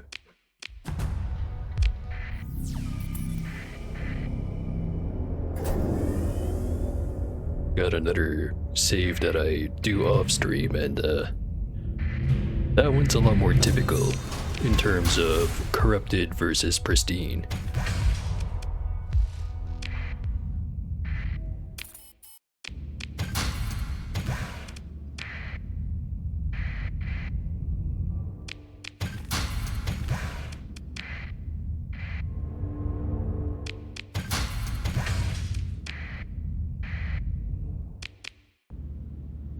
The 101 Marines.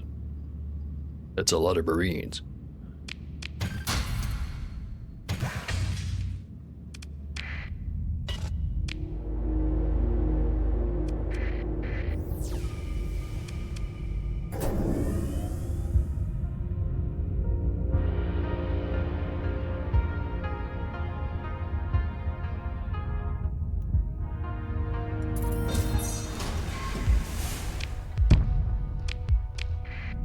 Nothing found.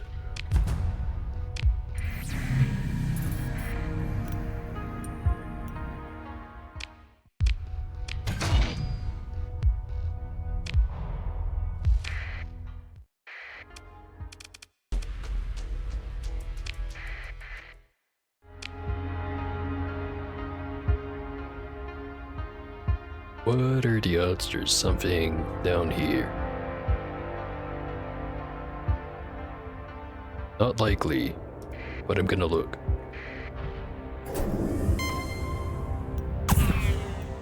Rude.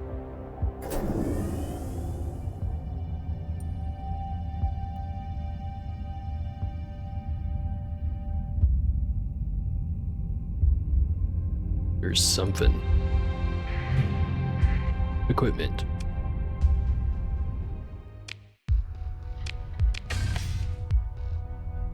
Prometheus Mark II Modified Tanker Blueprint. Sure, why not? Could probably just collect and sell the blueprints I'm not planning on using, but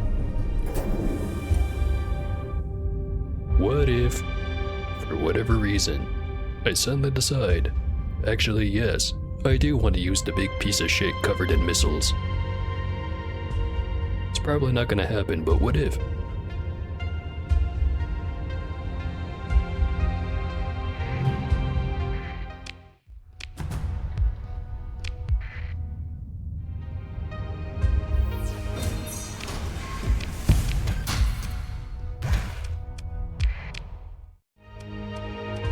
Thing up there, things down here.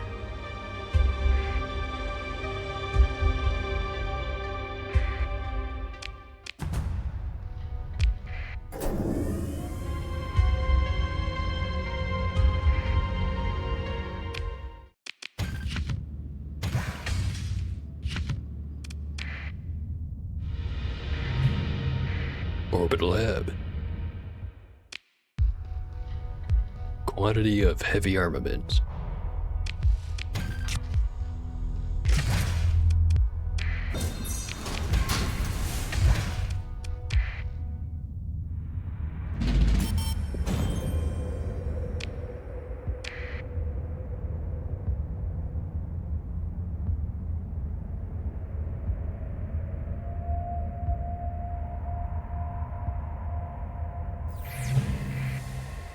A mud skipper.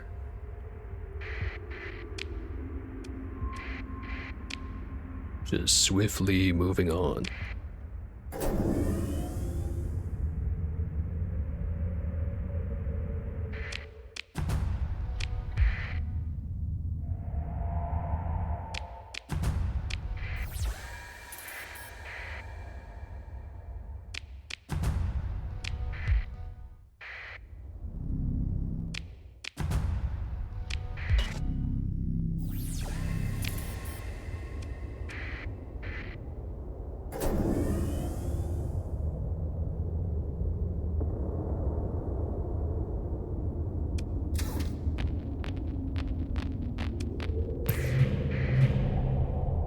Another hub.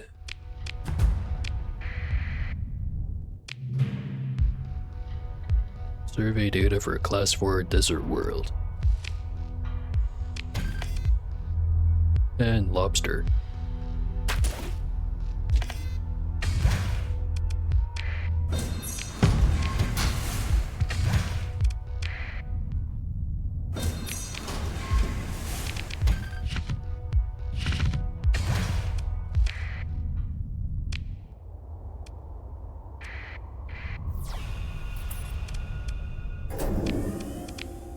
Now where is that Class 4 desert world? Over on Smog.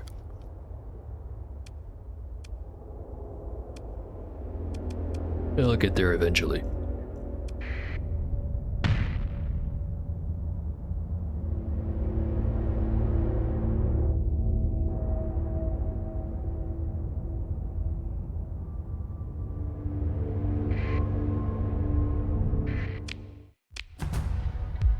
Vast ruins.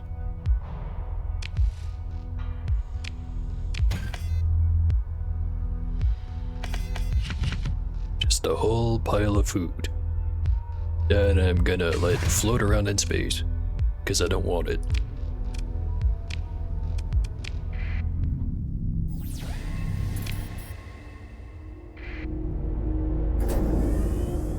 Something approaching. Now, I'm no piratologist, but that looks like a pirate fleet.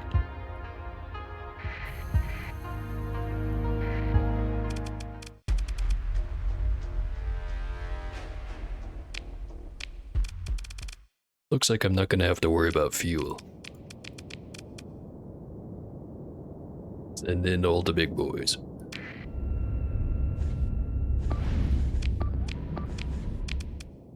And the bubble.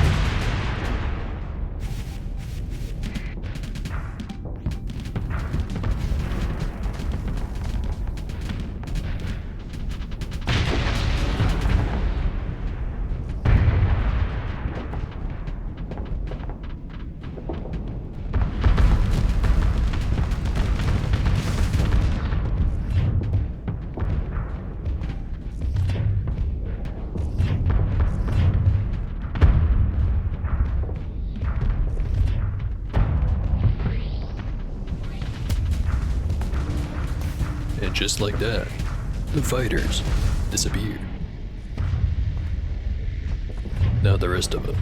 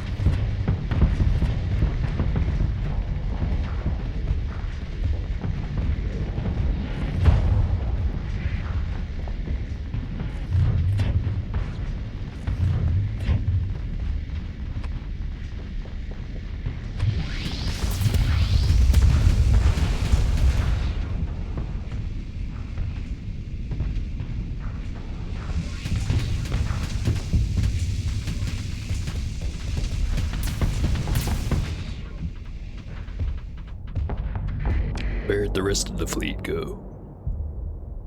To the right, apparently. Send in a little bit of backup.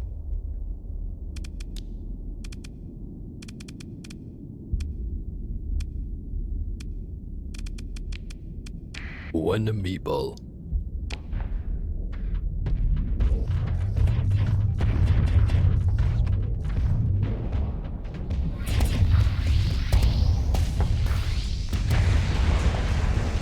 Oh, that worked.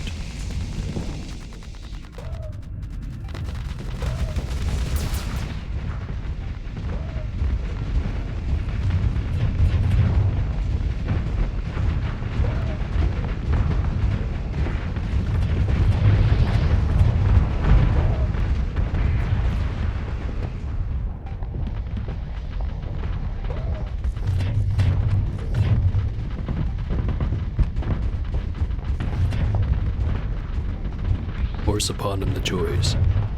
Get smacked by missiles or drive into the mines. Trick question. Both.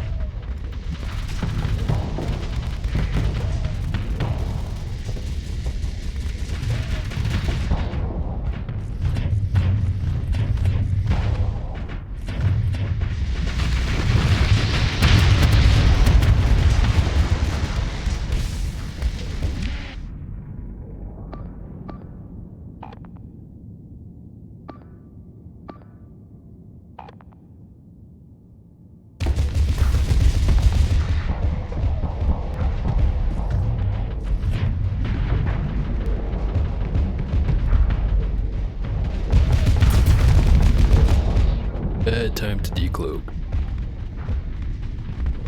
Or dephase.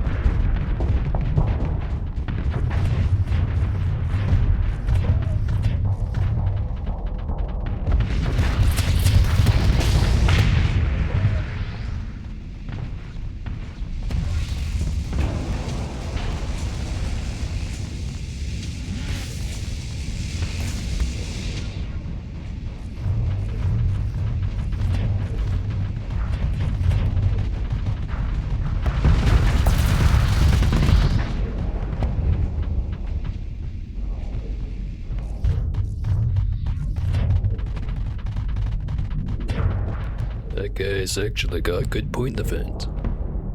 Unusual for a pirate.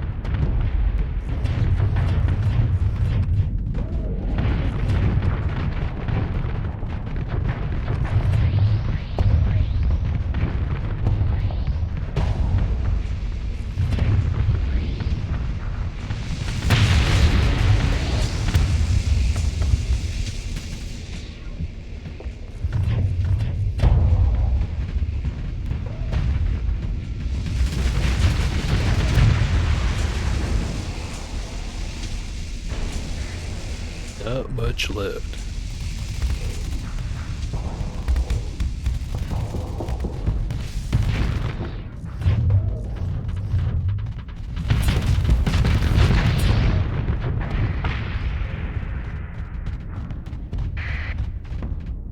Back to you.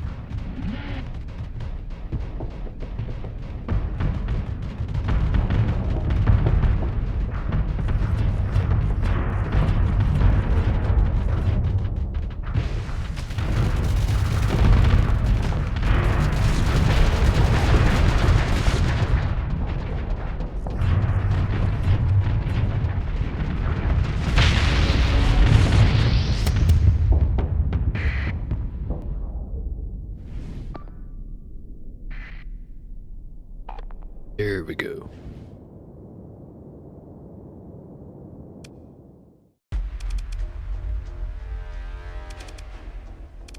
Nothing left in reserve.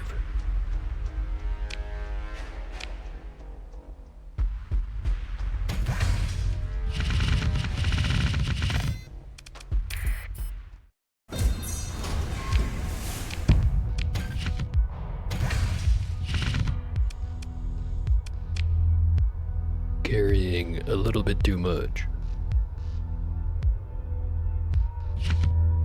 Rid of the domestic goods. I think the repairs should clear up the rest.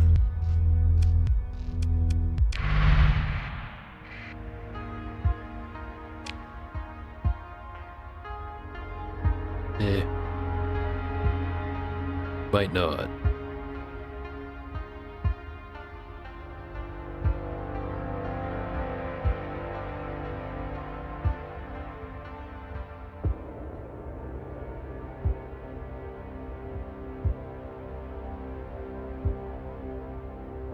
Get rid of Dior.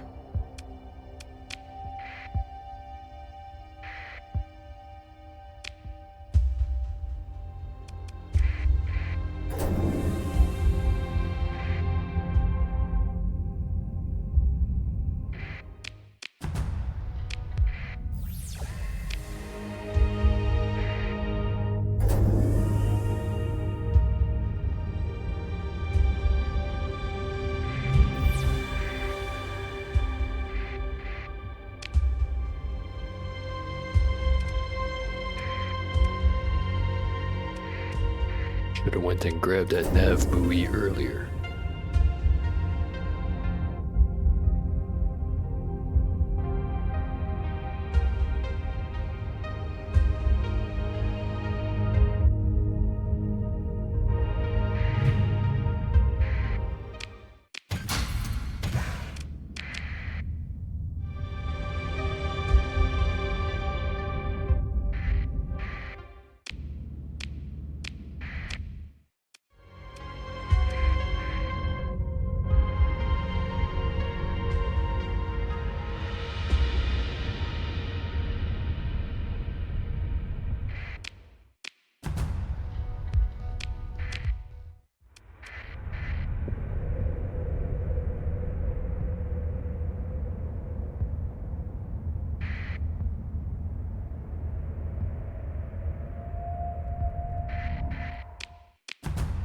What's hiding over there? Dominator.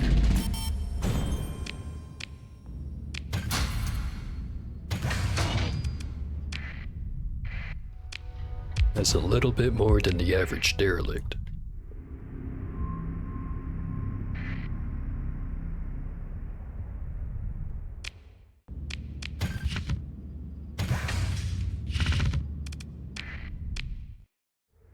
Alright, this place is done. And the fuel's looking a little bit better.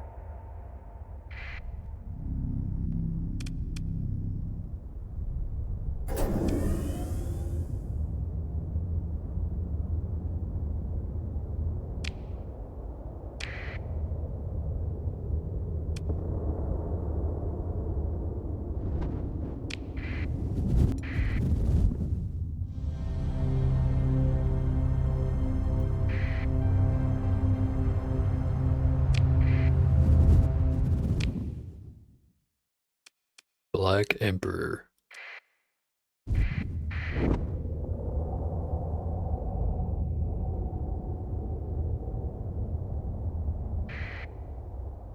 If it isn't the entire map covered in the same shade of yellow, is it truly good fuel? Well, I'm pretty sure there's just the one grade of fuel, but it would be nice if the whole map looked like it was covered in piss. So at least that would mean I could get everywhere.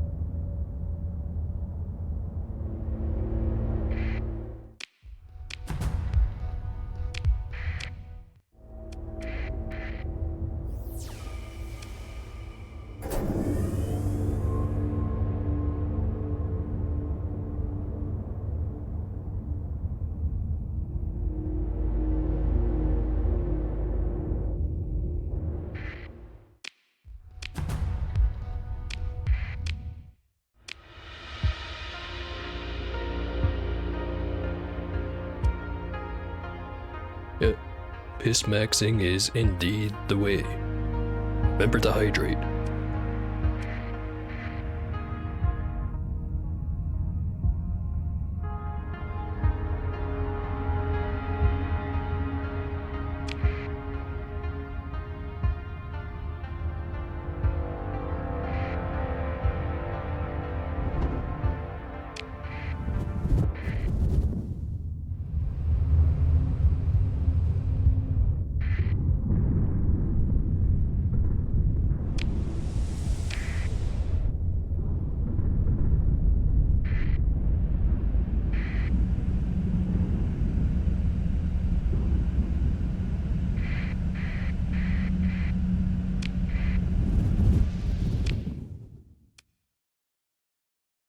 Planet named Goodfellow.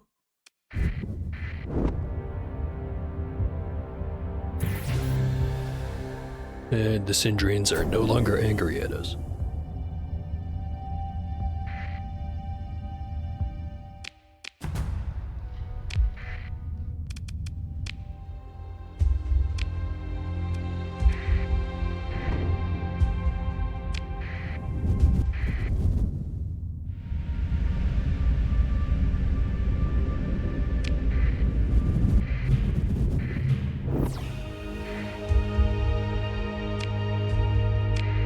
Couple of weapon caches, and nothing else.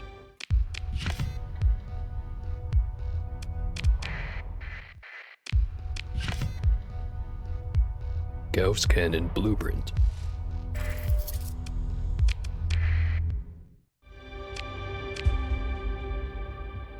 Alright. So I can decide again. I wanna try to get back to the core world or keep the expedition going. And I think I know the answer.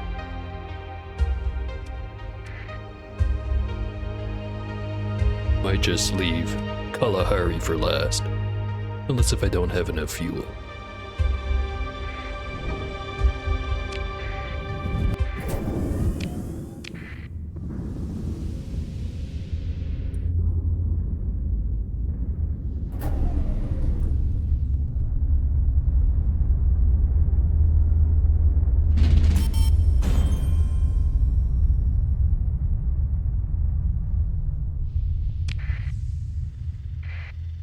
Alright, Neutron Star.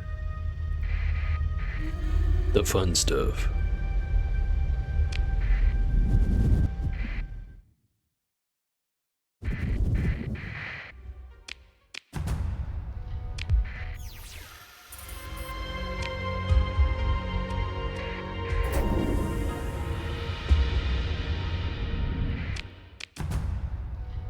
Some ruins. Plasma.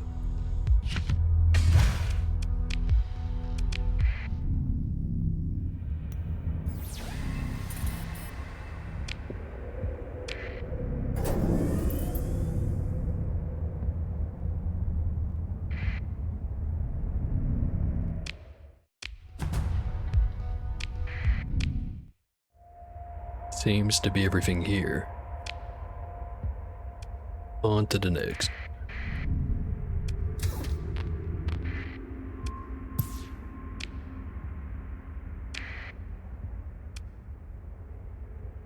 Let's just skip to the chase and transverse jump it.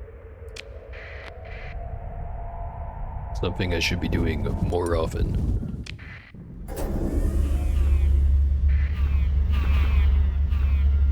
Drive suckers. On.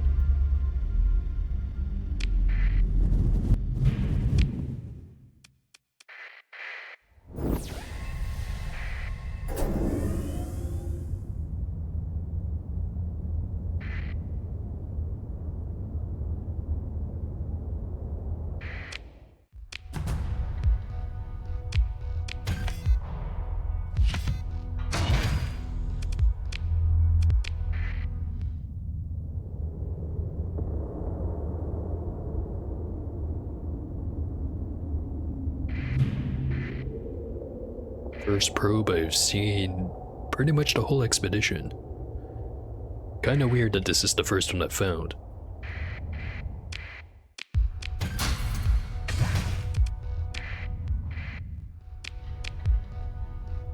Nothing of interest.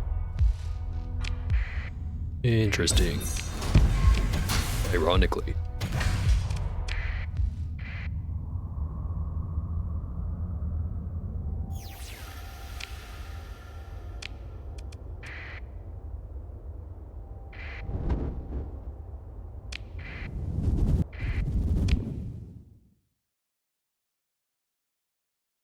Alright, I think I've made a decision.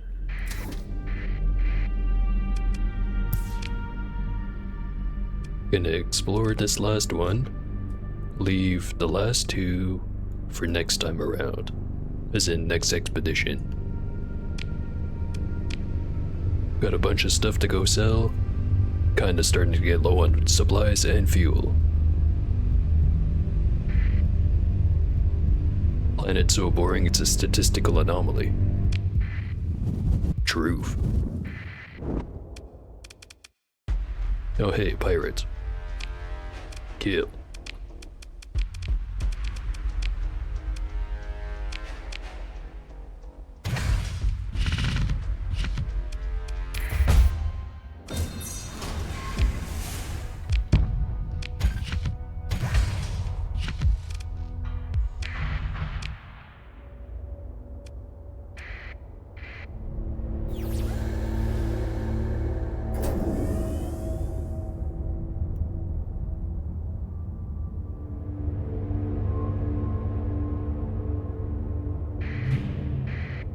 Another probe.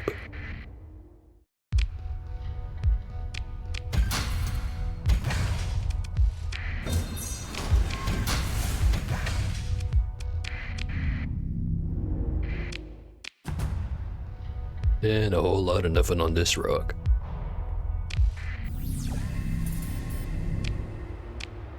Alright. Gonna go back, sell some stuff, fuel up.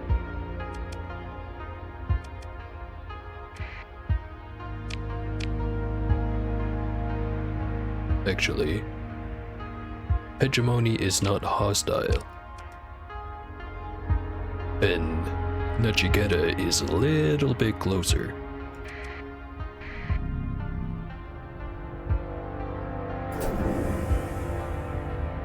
I'd also go over to Chico to get some supplies, assuming the market's being normal.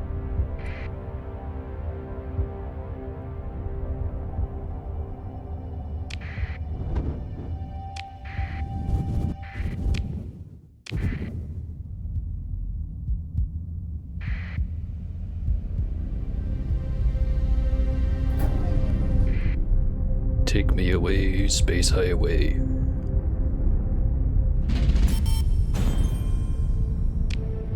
It's going the other way.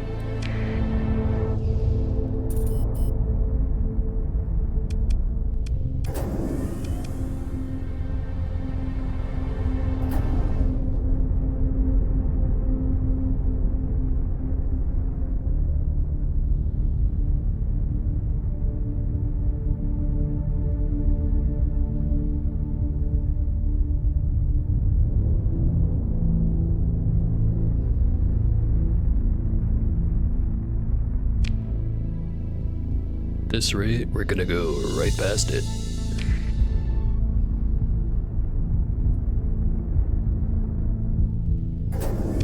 Alright, that's good enough.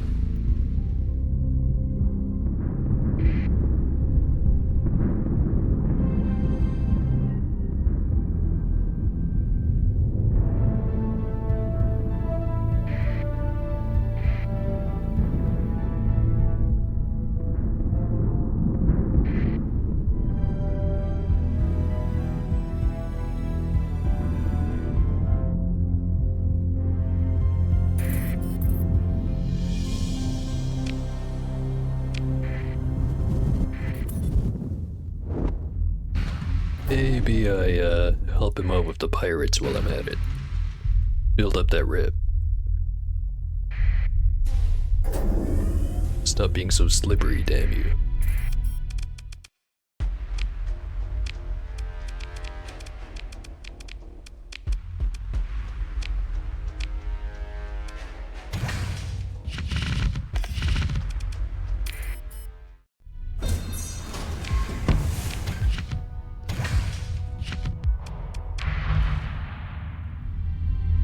Surprisingly, they do not have a bounty on it. The pirates, that is.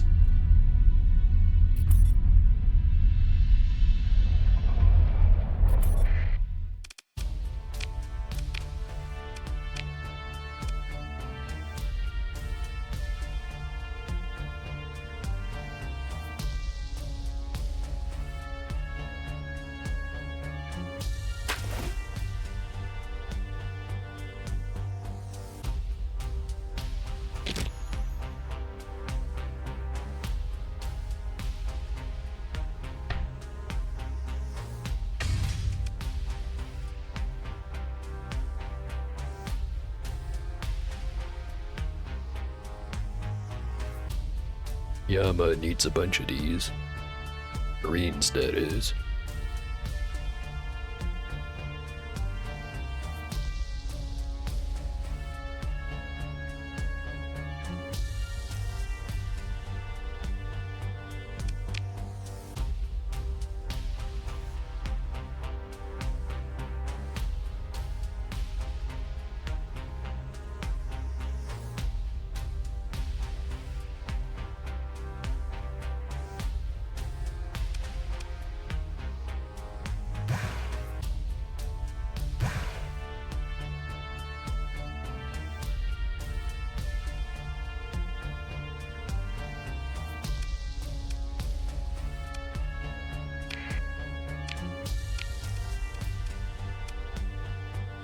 Grab some supplies too. Then after that, probably Epiphany. Get rid of the drugs and some other stuff. And then Nova Maxios. Maybe, maybe not.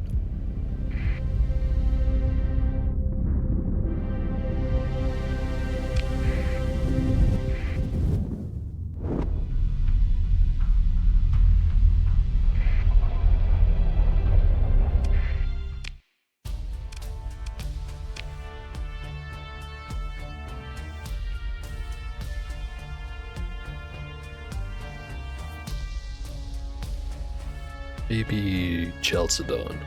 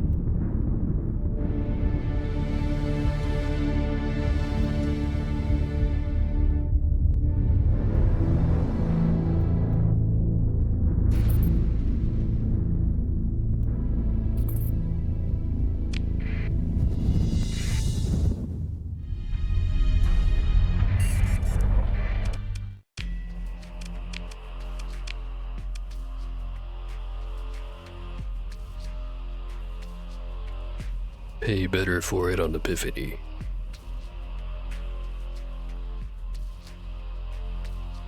No, I shouldn't be too worried about prices, because I have a giant pile of money. It's just a good habit, depending on perspective.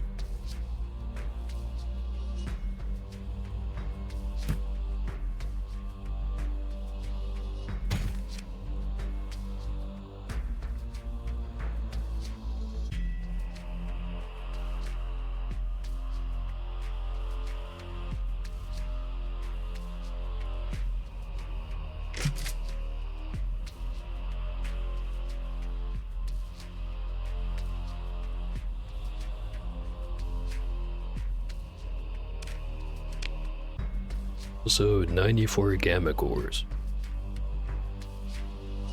Should probably turn those in somewhere. Or maybe just hold on to them until I actually want a rep boost with someone once I'm no longer commissioned by Tritachyon.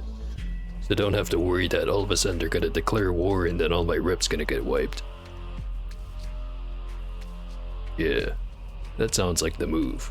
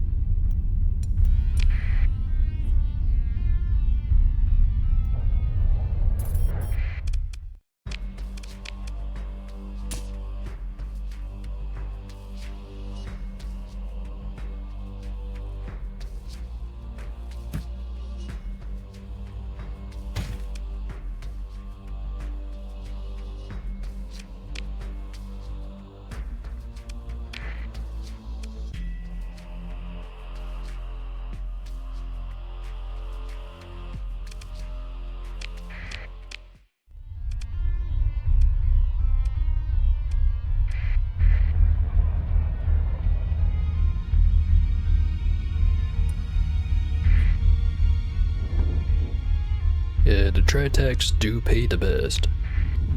But right now, money's not really the main concern. I was thinking more along the lines of dump him in bulk on someone to increase the rep real quick. If I ever need to do that. Which, once I have a colony, I might.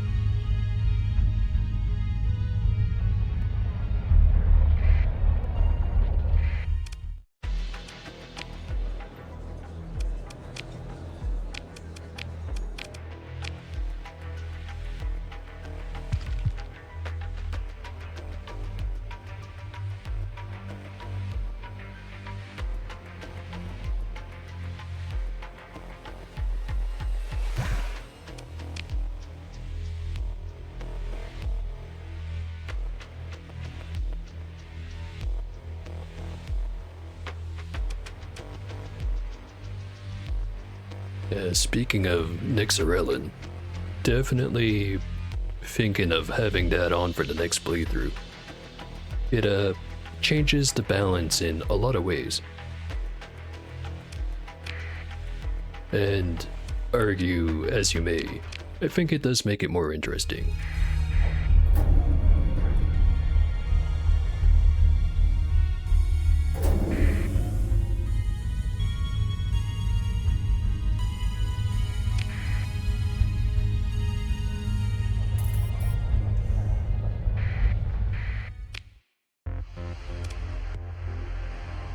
Not as many supplies as usual. Kinda weird. Probably shouldn't have sold all of those.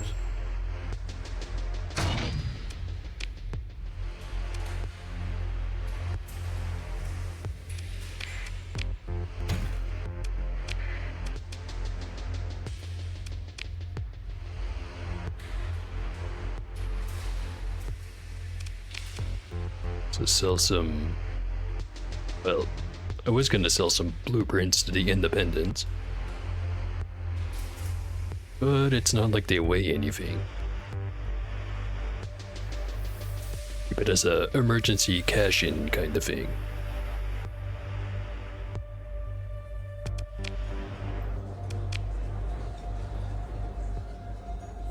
Bunch of heavy machinery over to Milan.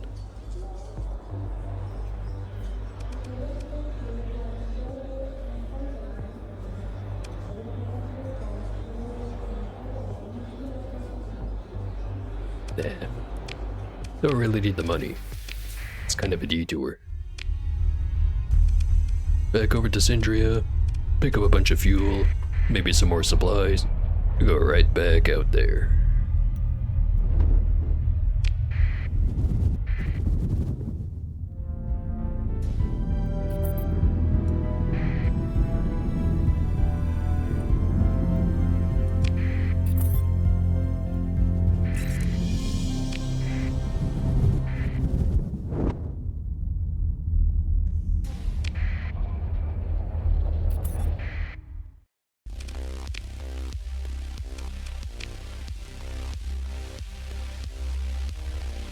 Yeah, that is a good point. Especially if you have the respawning factions turned off. Although, of the faction mods I've tried, most of them I didn't really like too much. Not that they were imbalanced, it's just most of them that had interesting systems would only work with their own ships. And the ones where it wasn't like that just kind of felt like it's kind of like the vanilla things, except slightly different. Which kind of made me feel like, why bother, but maybe I'm just looking at it the wrong way around. Just like, grab, I don't know, 10 of them that I haven't tried before, throw them all in there and see what happens. Could be interesting.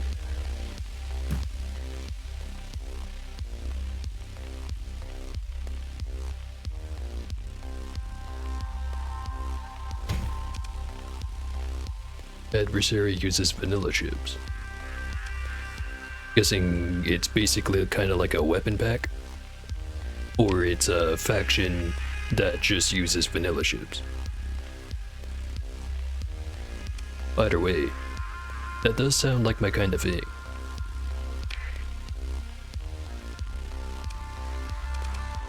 Could use more fuel.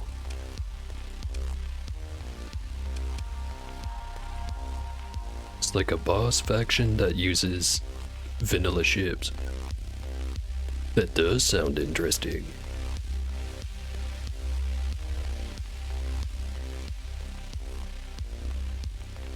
Next best place to go get some fuel would be Madeira, which is the other way. Not to mention they're kinda hostile right now.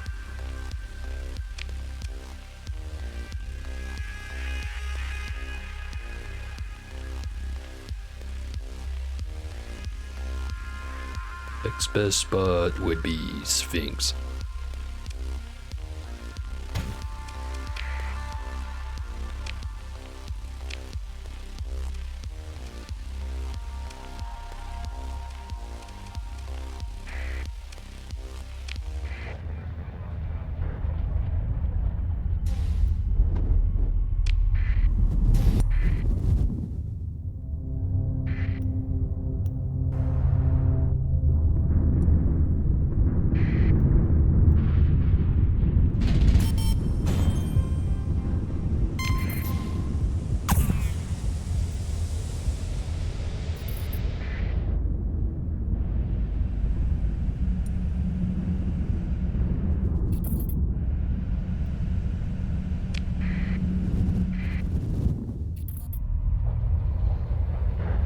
So used to seeing the orange outlines and going, yup, I'm gonna have to kill those guys.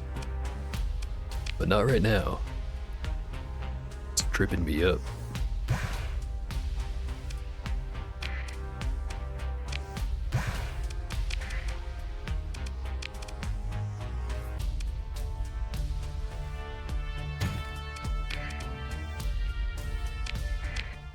Alright, get out of here before they realize I bought stuff illegally.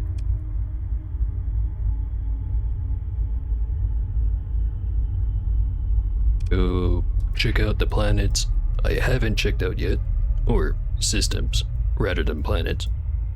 Kind of both. Then after that, run over to Jana and set up the thing, the colony.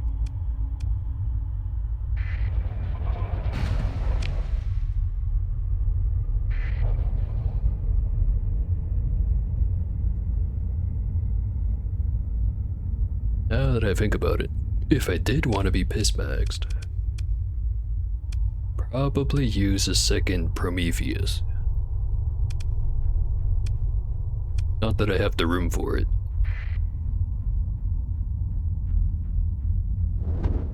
But as long as I remember to use the slip surge, and also the space highways, shouldn't be too much of a problem.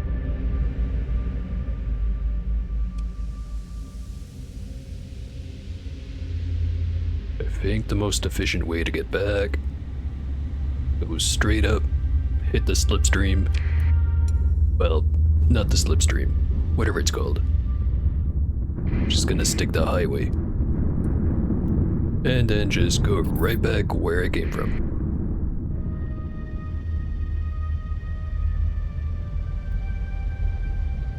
Said, I think it's January and July where the slipstreams or whatever they are again end up dissipating and then new ones form.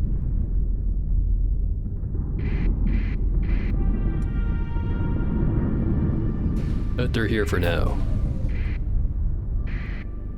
And it is called a slipstream. Same thing as this one, slip surge. Also, I forgot to reverse the polarity.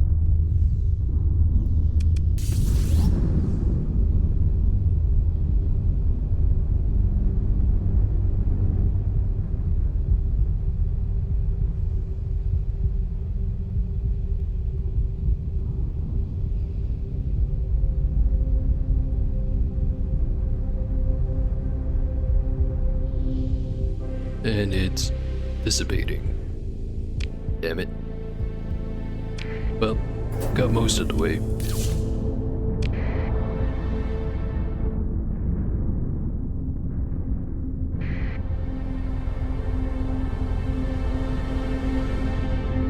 Now, this might be ever slightly slow or so blasphemous. I never actually watched all of Star Trek. Like, the random episode that I'd catch at like 2 in the morning on old TV stations, yes, I did watch those. But I just never got around to actually sitting down and actually watching a whole season of it. I've only been putting that off for like a decade plus. Which is weird because the episodes I did watch I did like.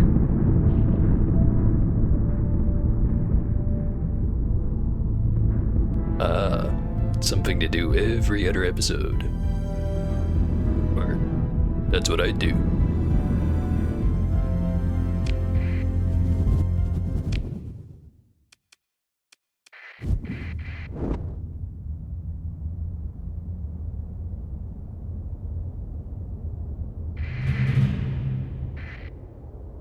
The big ol' salvage fleet you got there, friend.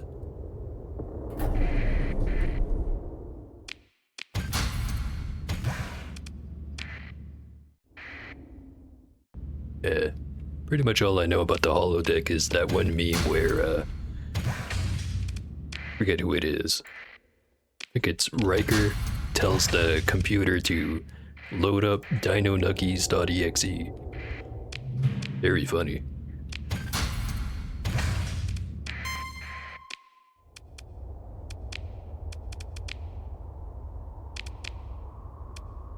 Survey data for a Class 5 Terran world. Right there. How convenient. Alright. For some reason he decided he wanted to be hostile, and then immediately started running from me.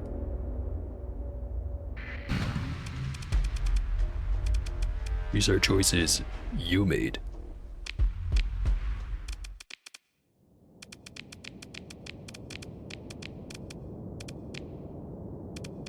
Send in the bees.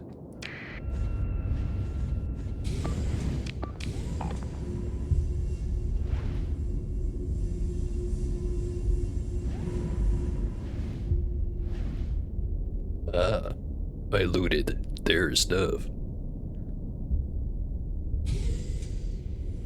Point still kinda stands. If you're gonna punch someone in the face, go the whole way.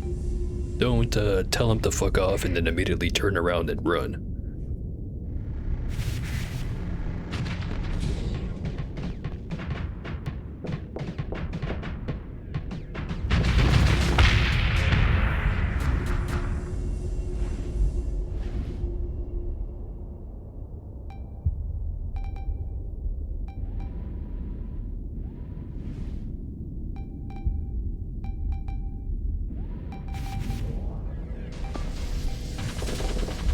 A lot of fighters over there. A lot of fighters over here.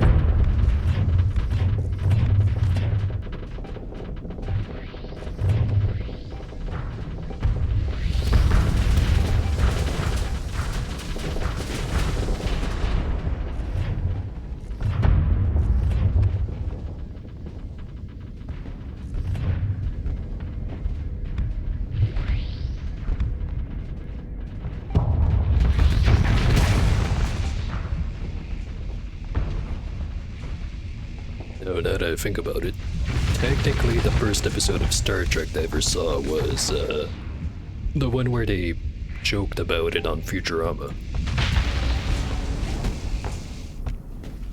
It was a good episode. Oh, misclick.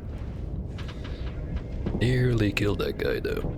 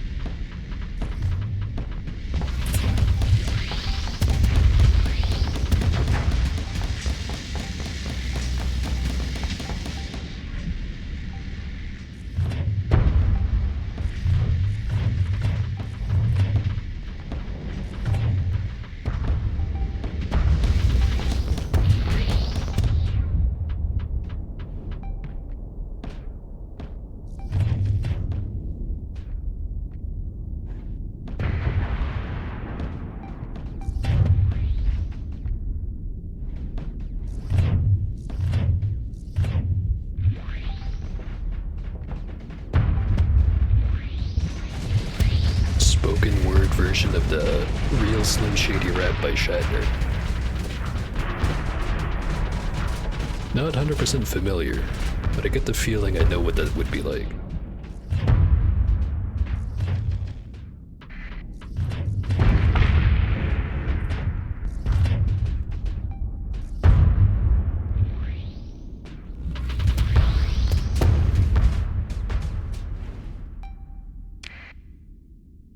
I have no idea what's going on with these pirates. Feel confused. Either I've been drinking too much vodka, or not enough. Either way, bottoms up.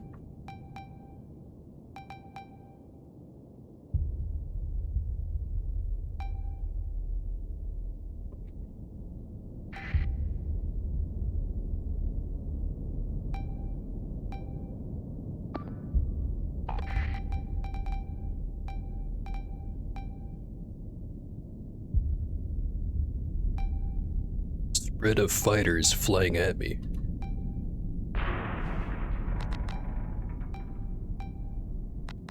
Now, why would they do that? It's not how you use fighters, damn it. Get over here so I can show you.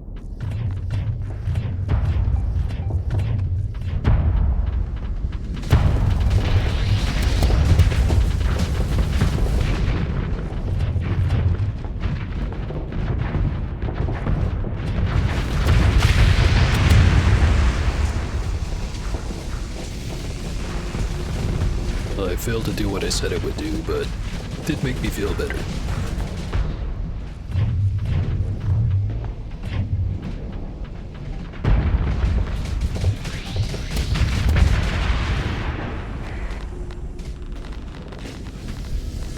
Kinetic impact kill vehicles.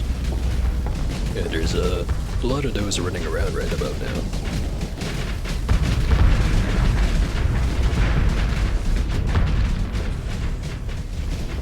I think they only damage you if you don't have armor. Or maybe they just don't damage you at all and they're just cosmetic. What the hell? How did a Fury die? Where did it die? I don't see it. Whatever.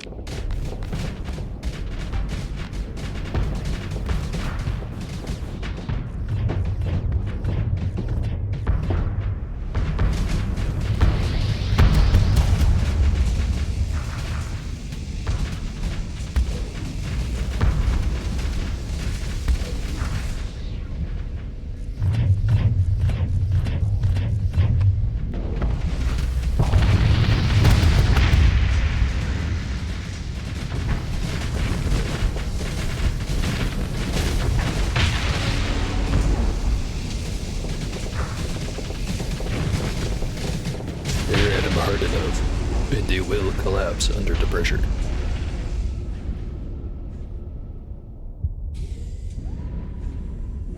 So what the hell happened to you?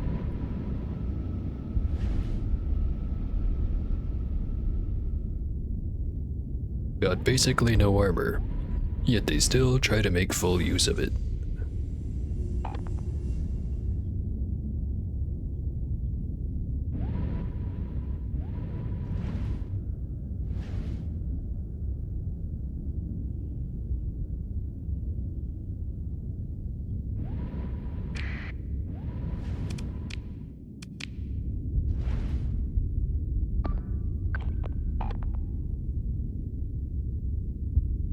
Only 2 of them left. Better make sure they don't get away.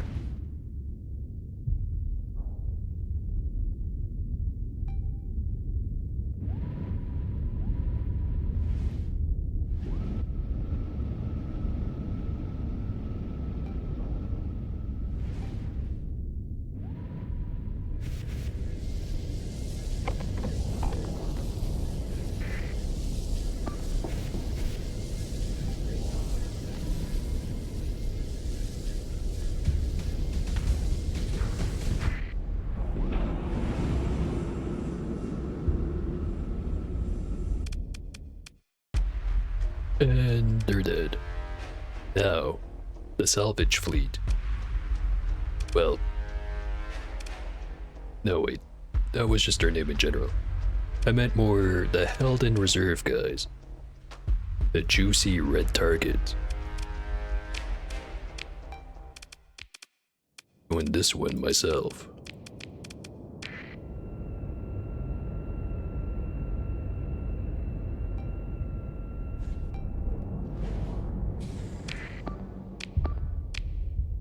Put a kill order on the light targets. Rest of them, mine food.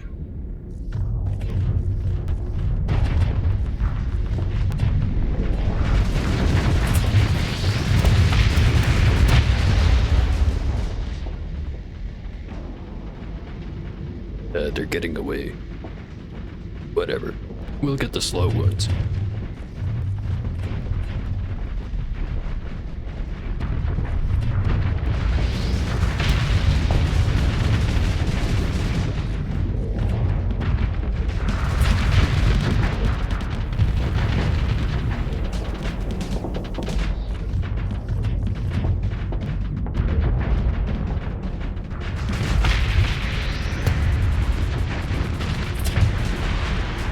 Little bit too close to the blast zone.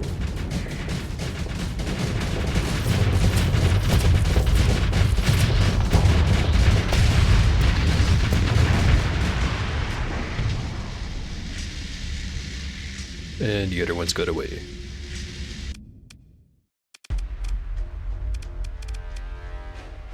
Still wondering how the hell this guy died.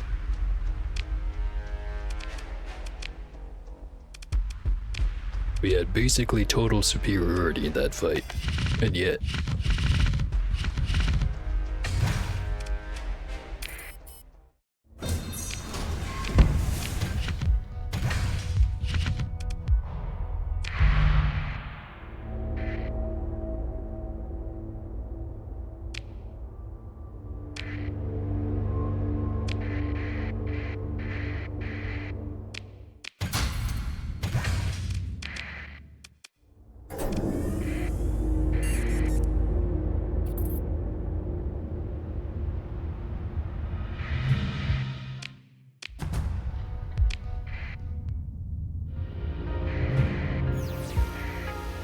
Research station.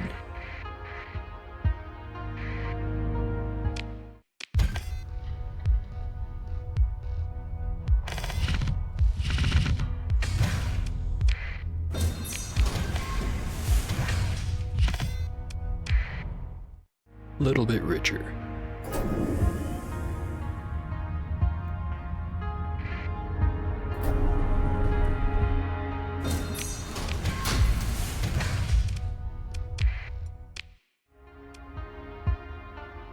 As unexplored ruins.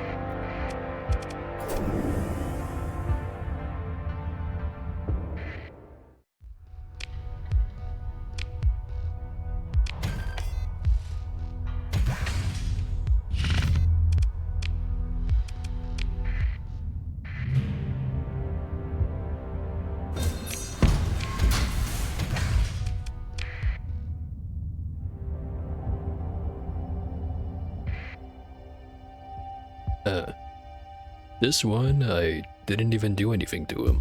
Just got close and decided, fuck it, I'm red now.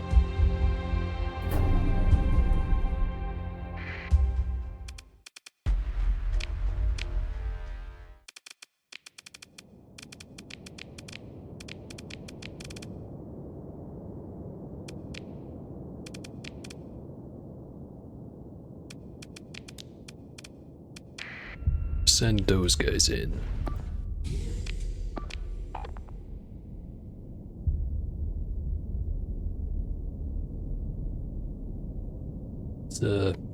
On one hand, going in myself is nice because I get to look at the slow-mo explosions.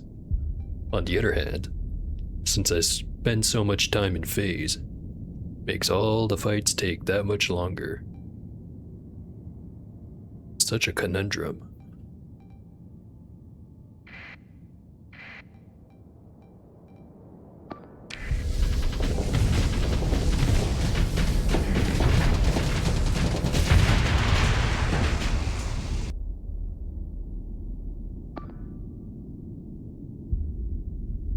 The one thing I just realized is, I've been using these odysseys for a while.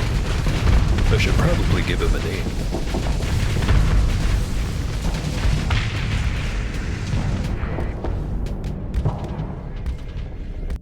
Now I've got 2 of them, and I'm unlikely to get a third.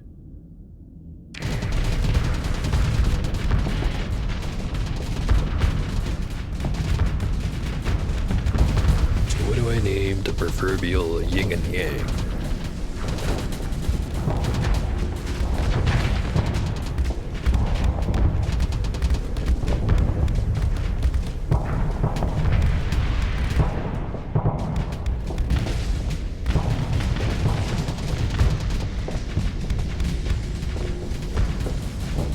They both have the same setup,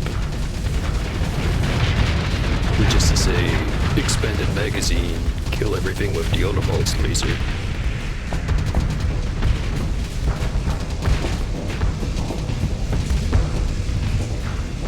Then kill everything else using the Paladin.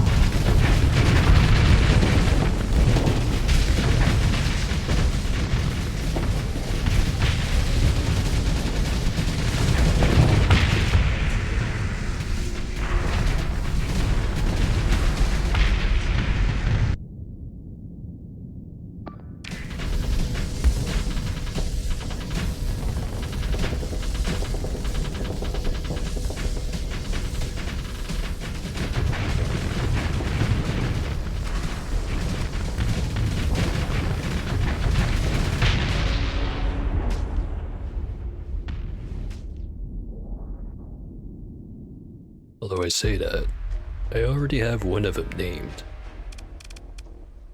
The Mint. Just the other one that doesn't have an official name.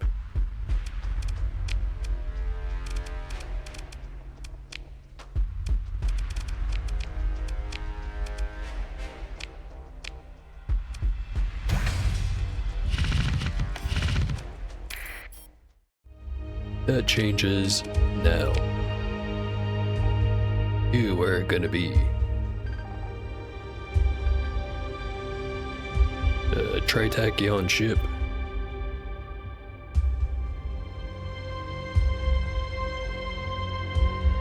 Damn it.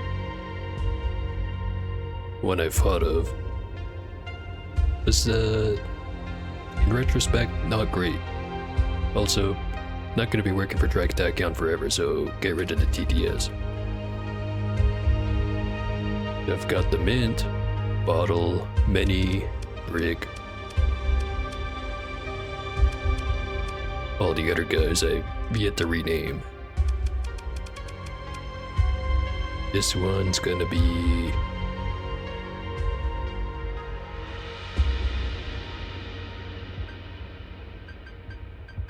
Stick.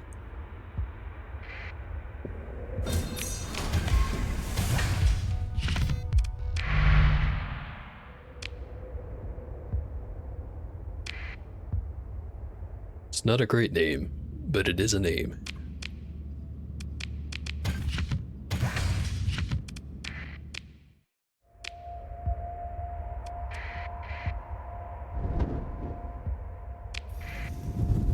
Also, that's a pirate fleet looking for me. Wonder if he's gonna follow.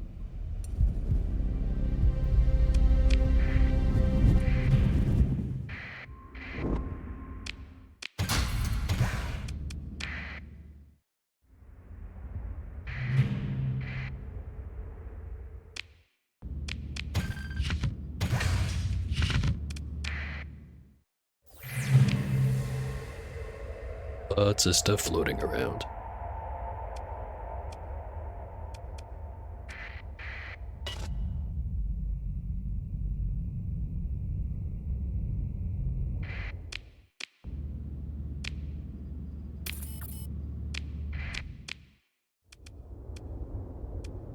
There's the new highways.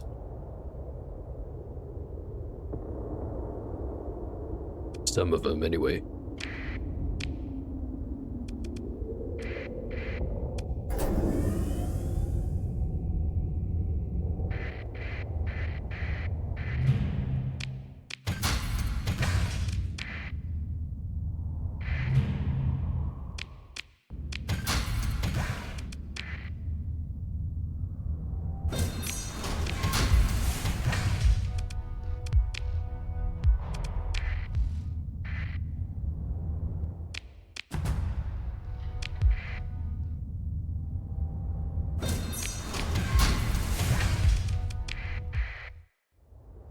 Not the same fleet from earlier. Just some, Corona enjoyer, I guess.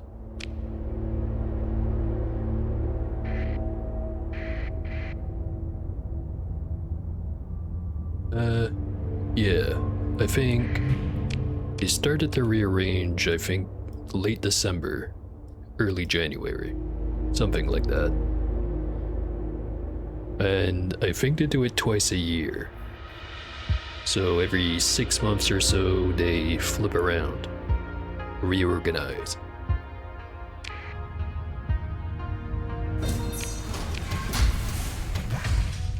Actually, might be something in the codex about that.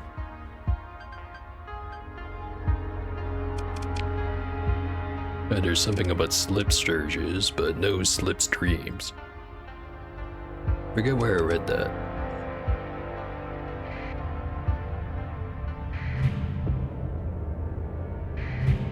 Yes, the powerful solar shielding fans.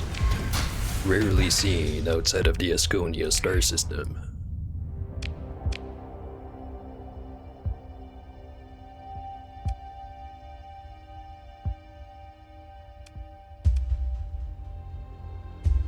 No quick way over to where I'm going.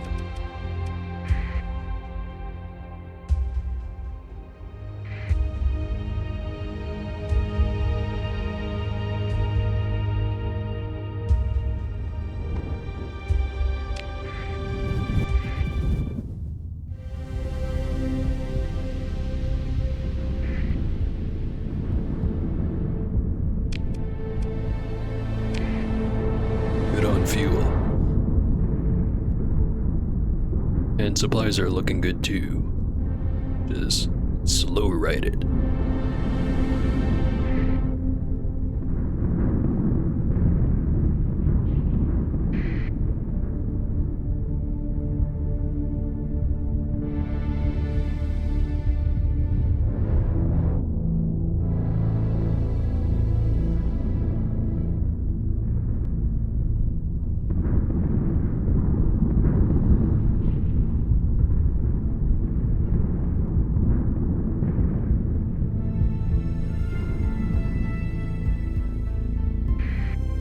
It's a pretty big red giant.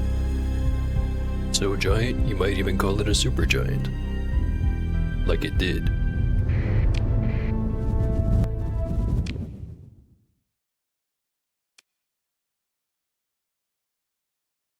How do I want to go about this?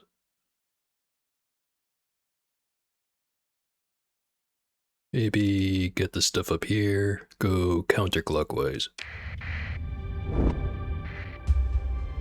Or start with the stuff near the star.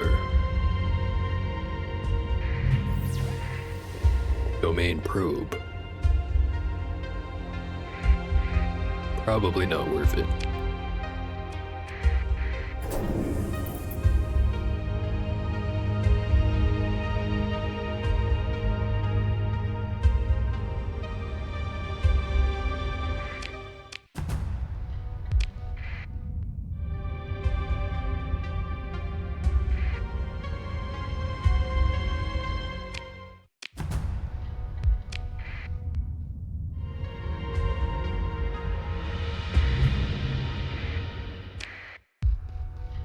Location of a domain era survey ship.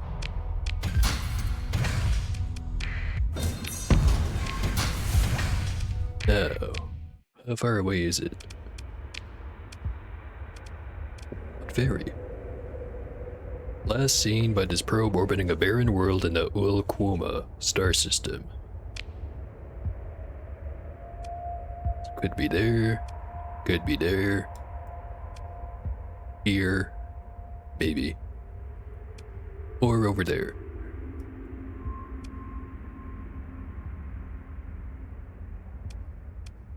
Wonder which one it is.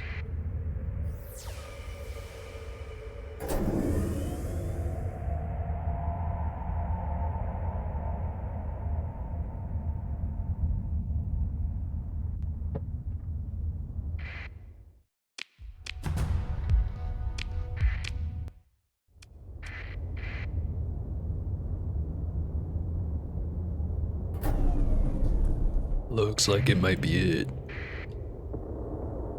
Well, it's definitely a domain ship. But is it the one I'm looking for? Just gonna have to check all of them.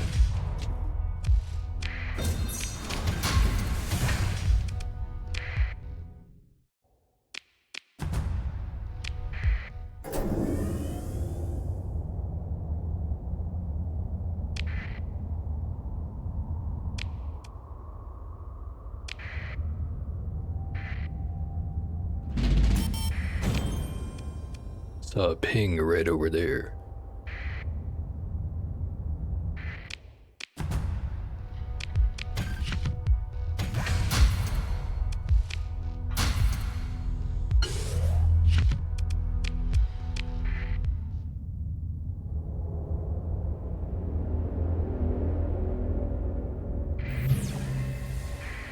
Another probe. Not worth getting toasted for, as much as I enjoy toast.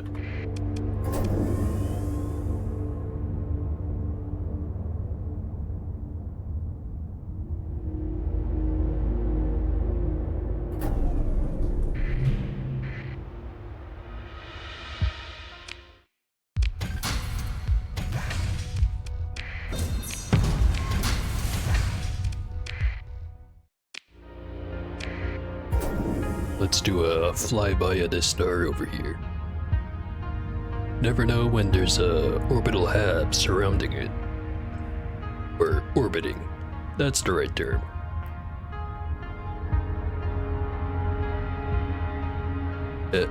Not this time.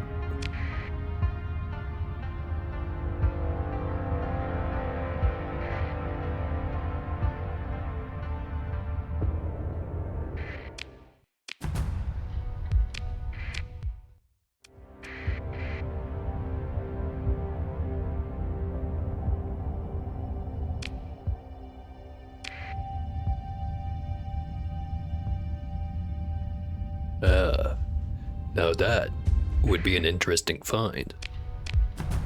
A Dyson sphere. Although I feel like if you would find that anywhere, it would probably be in abyssal space. It's the only way to keep it a secret up until you creep up on it.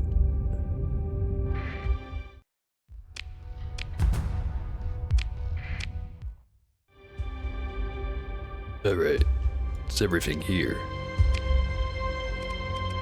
On to the next one.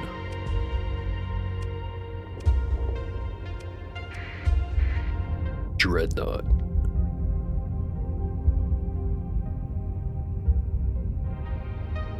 Something floating around the other orbital point. Jump point, orbital point, Lagrange point. Don't know the difference. Simply not smart enough to know.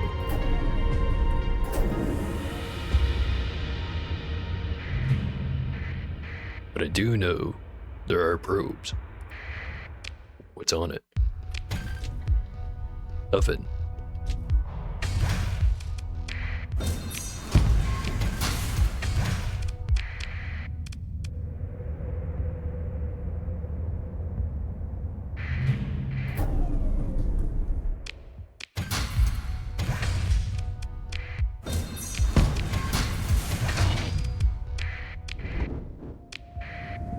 At least the domain probes and survey ships are a pretty darn good source of supplies and fuel. At least, compared to the usual debris field.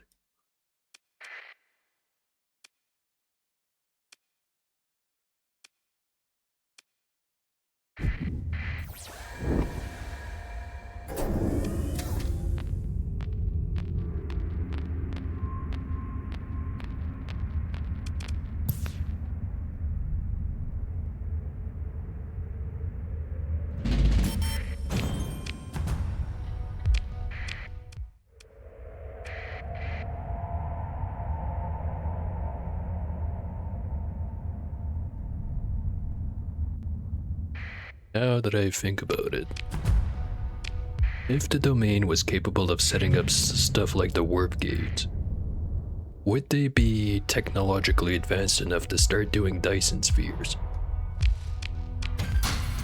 It's not really the same kind of tech, but the portals are pretty complicated. And if they can figure that stuff out, and maybe they could figure out a Dyson sphere, or at least a basic level of it.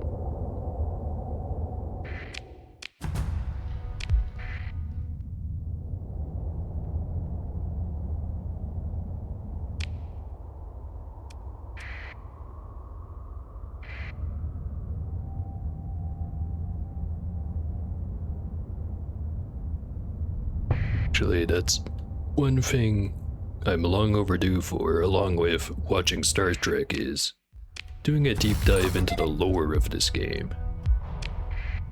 Read a bunch of the ship entries, read a bunch of the mission text, but I've never actually looked further into the stuff I might have overlooked. And of course, I mean by that, wiki diving. I haven't done it for this game yet.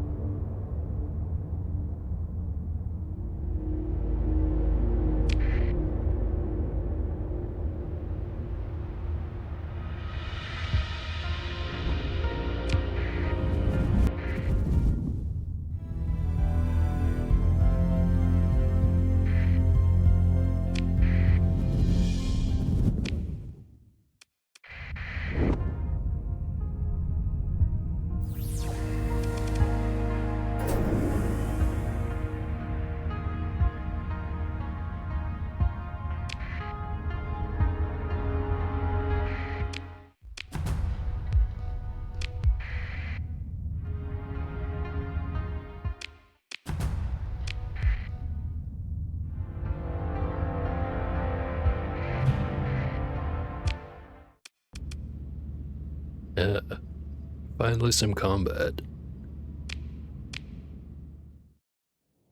Let's keep it interesting. Me and a couple of meatballs. See how it goes.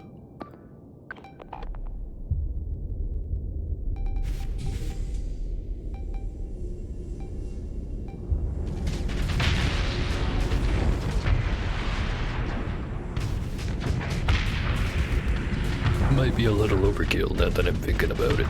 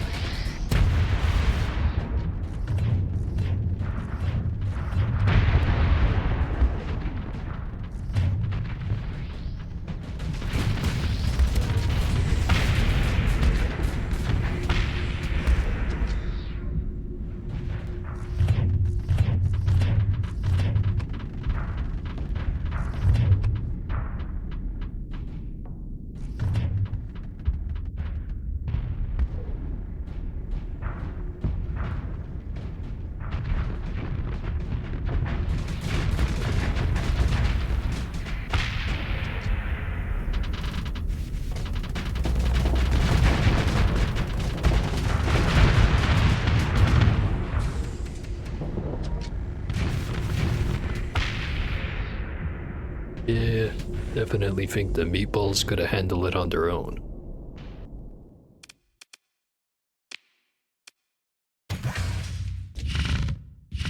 I just kinda soaked up the hypervelocity rounds.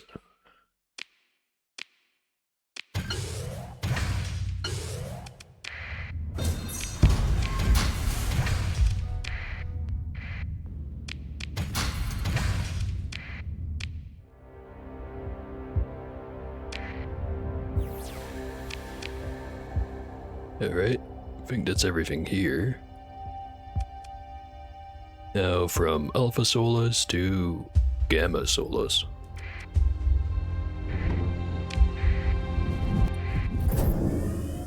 Drive sucker. Be gone.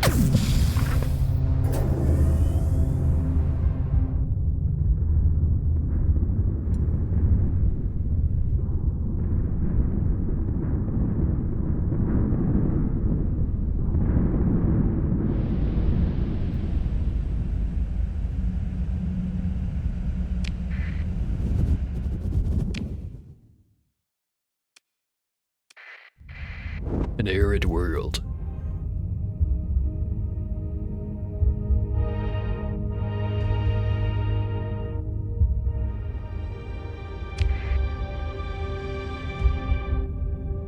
A bunch of stuff around it.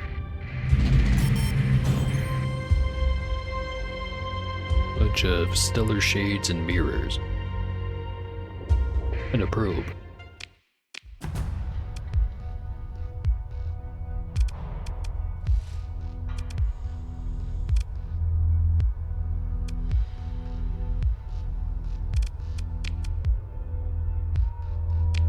Well, it's habitable, but all the shades and mirrors kind of... I don't know what the right term is for it. Lipstick on a pig. You're trying to fix something that you probably shouldn't bother with. Could have been better used on a better planet.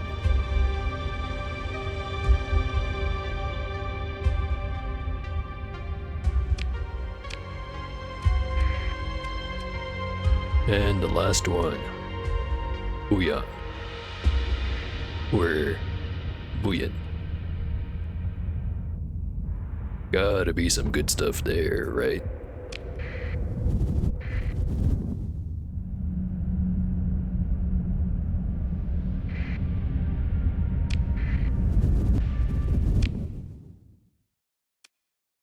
It's like a pretty standard Blue Giant system.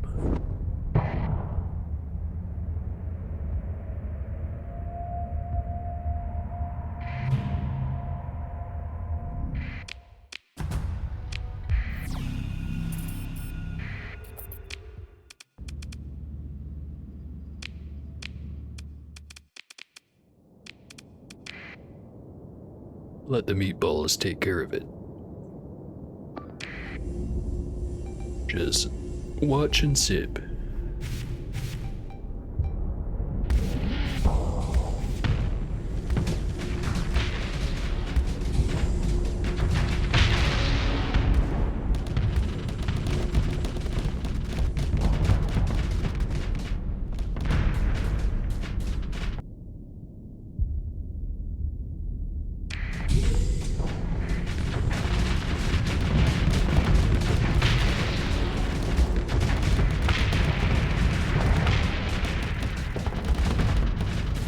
Going up like fireworks.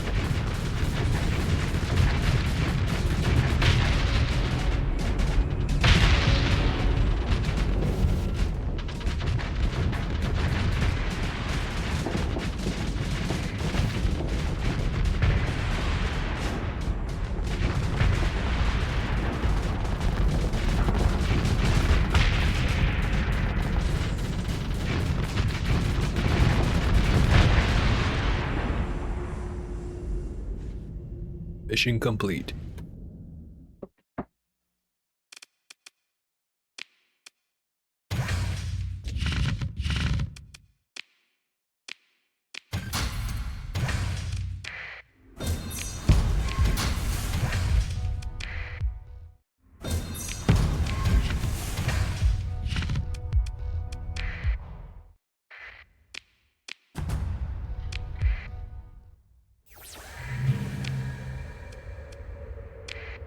Another probe.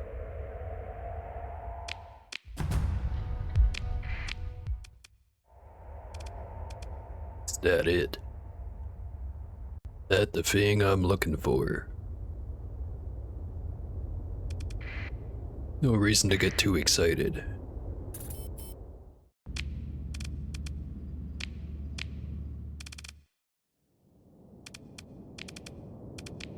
Do it again, Meatball Squad.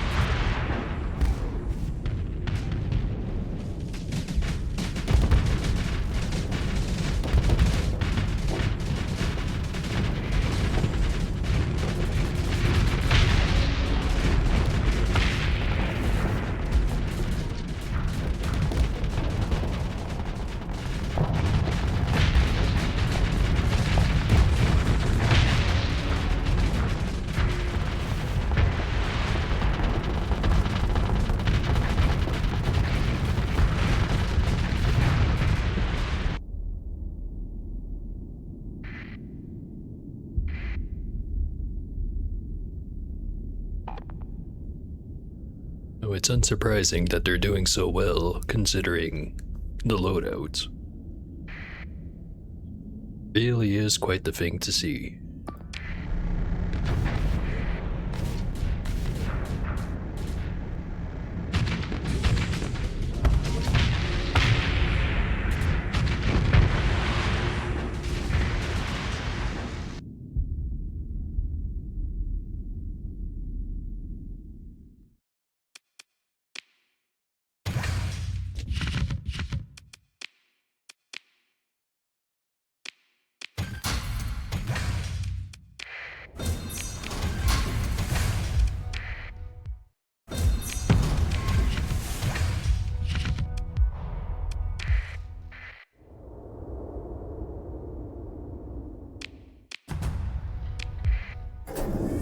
Alright, now is it the big prize? It seems like the big prize.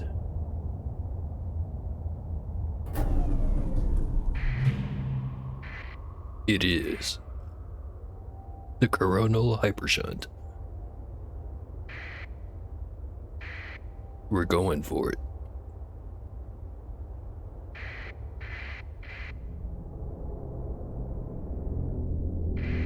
Get in there. Come on. Hurry up. Unidentified vessel. Oh, I should probably read this out. Your fleet approaches a coronal hypershunt. This class of megastructure once powered the unfathomable industrial might of the domain, putting the human civilization well towards Kardashev Type 2 status. It is capable of extracting energy on an astronomical scale, directly from the linked star. Losing control of an active coronal hypershunt without following proper shutdown procedures can prove disastrous. As your fleet moves into a close holding orbit, an executive summary of the hypershunt specifications is helpfully presented by your tripad's pseudo-AI assistant. The bridge sounds an alert as several previously undifferentiated shapes detach themselves from the superstructure and smoothly accelerate towards your fleet, just as you finish reading. And for reasons of safety, automated defense drones are no longer a standard feature.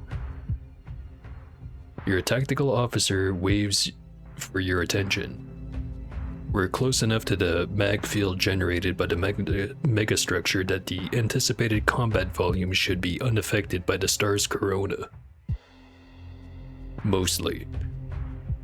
However, they examined our console.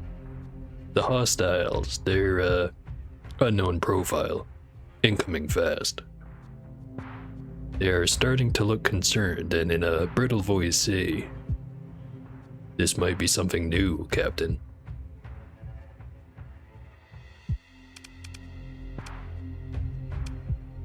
Well, ready as I'm gonna be.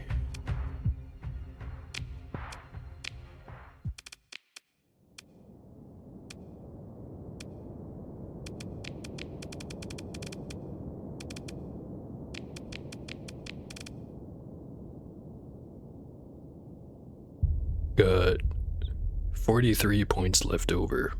Who else do I want to bring?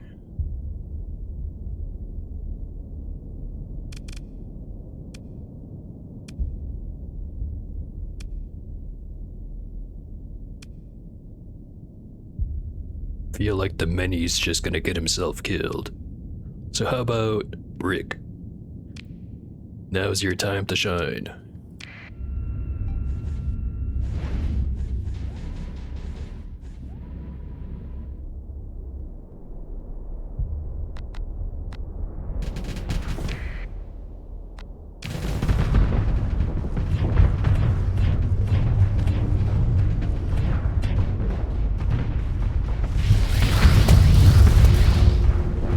He's fast. And he's after me.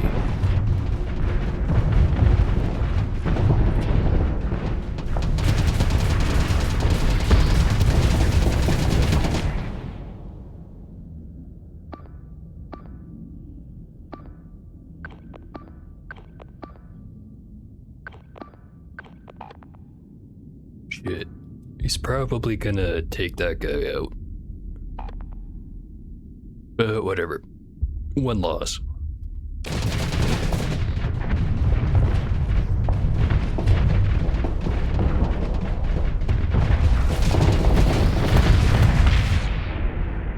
That's one down.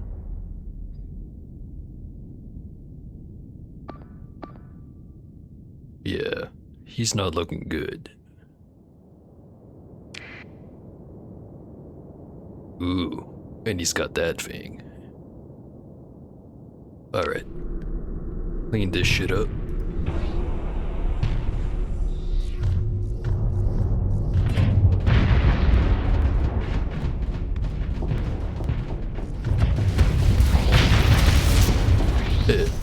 Little bit of friendly fire.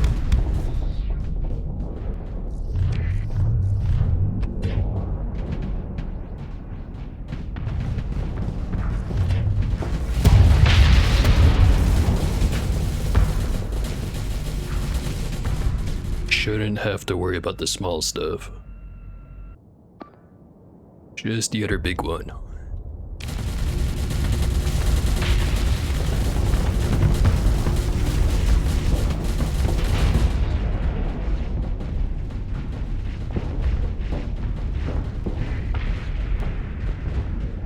Yeah, Brick's getting fucked up.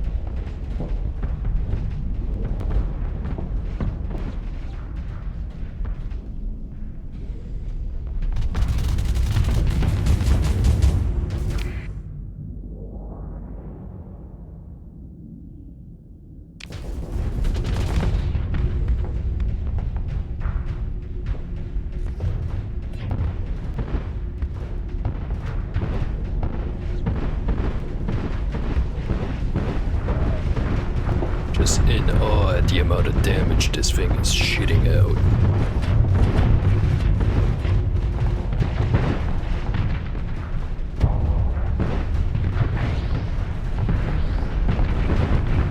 It's giving Brick a kiss.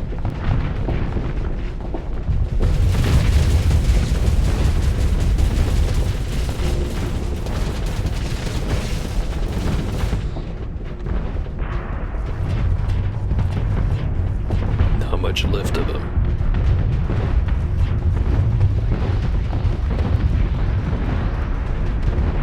Smacked right into him.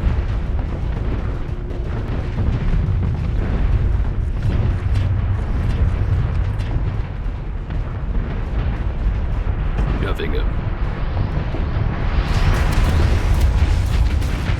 It's a specific kind of terrifying right there. Alright, next wave.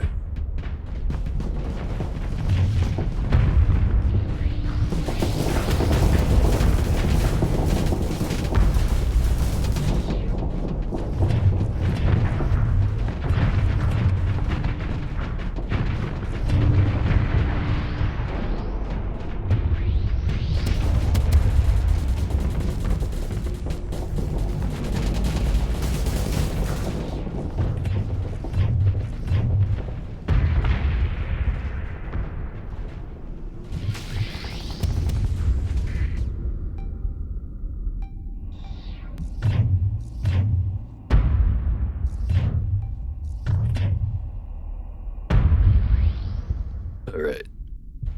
That part down. Just fighters left. Got enough point defense that I shouldn't have to worry.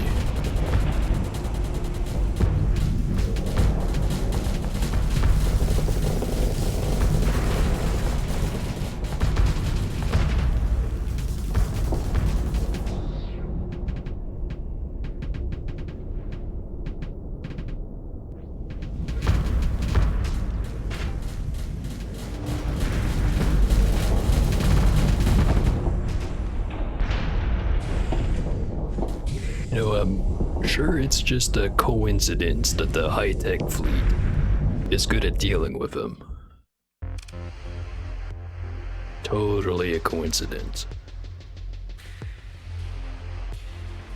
But overall, fairly clean fight compared to previous times. 50 crew down, 11 crew back, net loss of 39. Quick maths.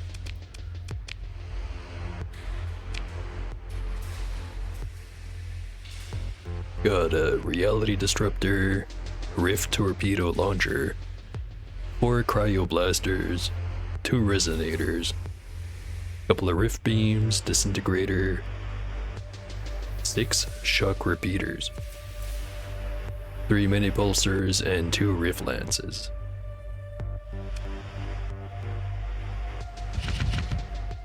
Good shit.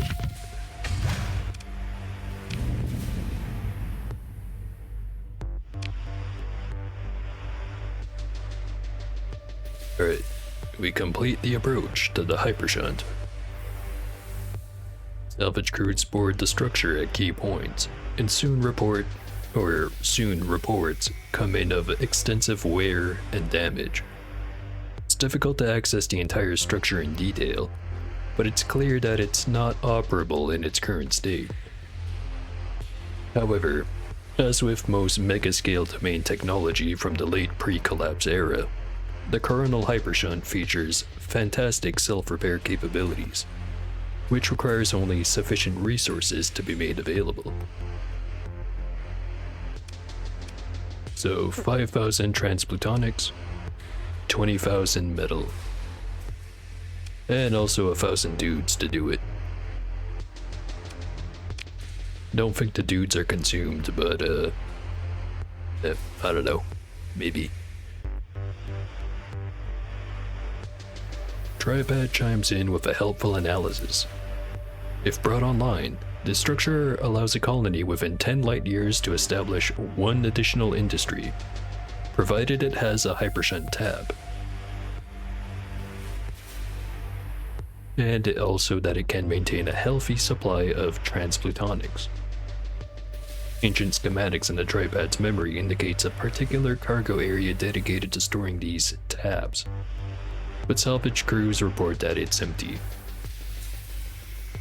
That Tritachyon would have this information so readily available in their standard Orbital Works expert system database gives you just a moment of pause.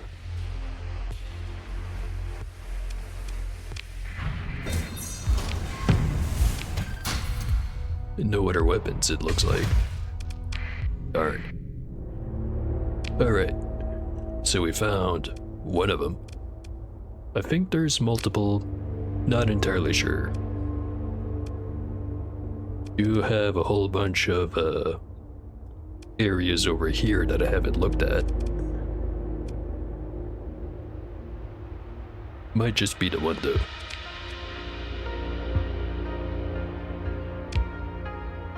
Let's see.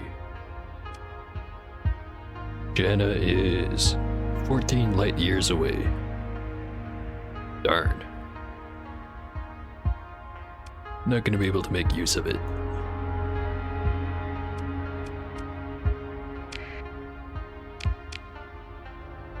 Not that that's gonna be a deal breaker or anything. It just could have been slightly more perfect.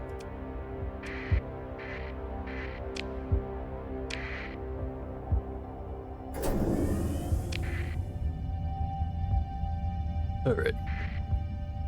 Been going for nearly 4 hours. Gonna get the last thing done. Which is to say, colony. Getting it started.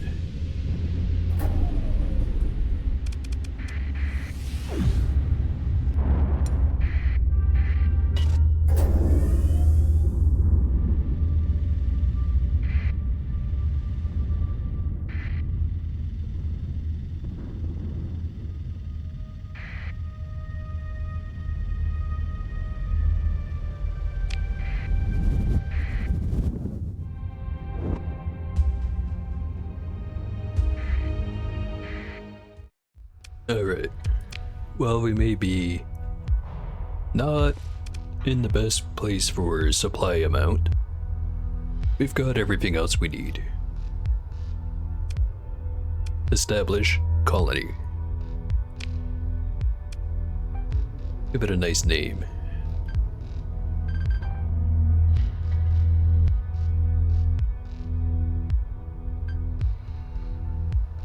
Starts with a B. Rest of it is gonna be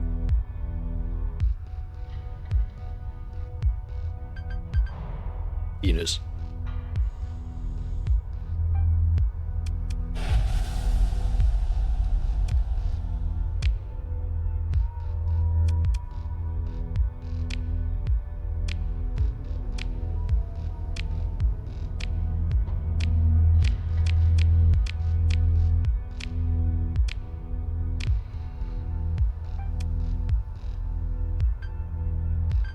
As for name of the faction, that is, gonna go with shoot, I had one for a second there. Let me just smash the generate button a few more times.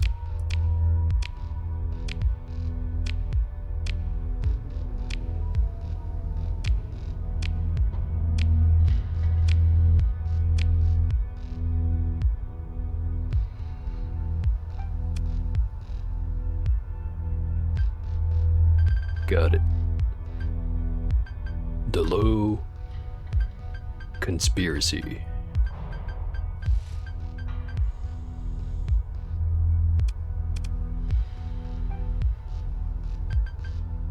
So LSC. LSC Intrepid or Intrepid. Low Conspiracy Courier Ship reports that after heavy fighting, Low Conspiracy is now in control of the Corvus star system. Sounds about right. I don't know. I'm no grammarologist.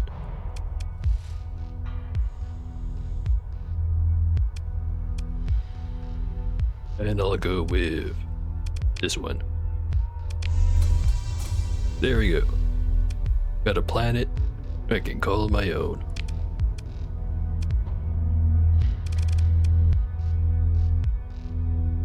Now I just have to worry about all the rest of it.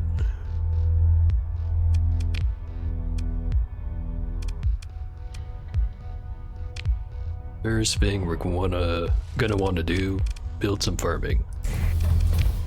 Also gonna want a cryo revival facility. We're also gonna want a way station. Maybe we should make before this one.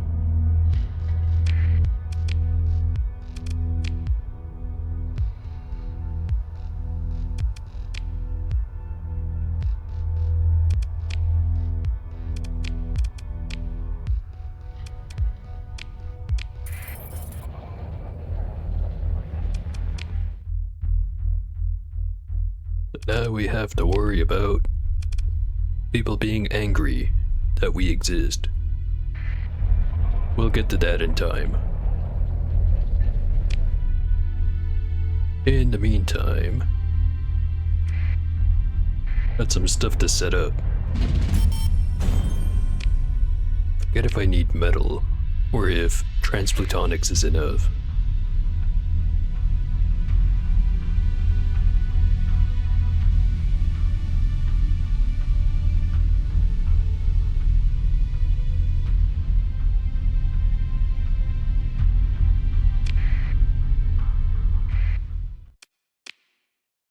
Yeah, nah, need metal.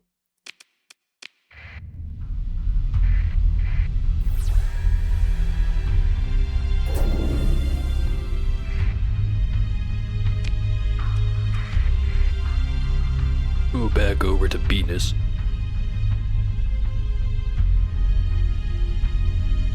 Just hang around until stuff starts being built.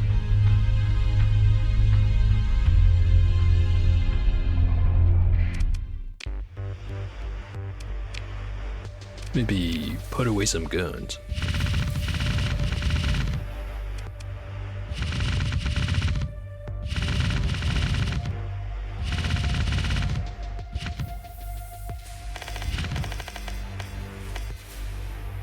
There we go. So much more inventory space to work with.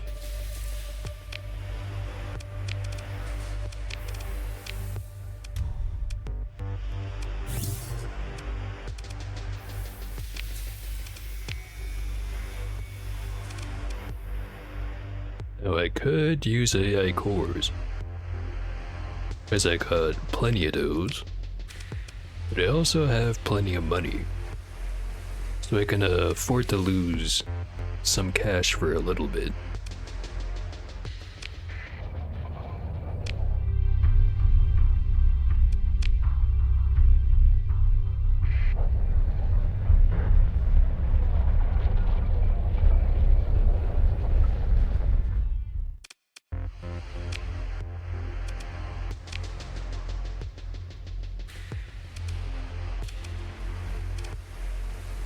As you enter the bar, you're buffeted by the human white noise of conversation and revelry.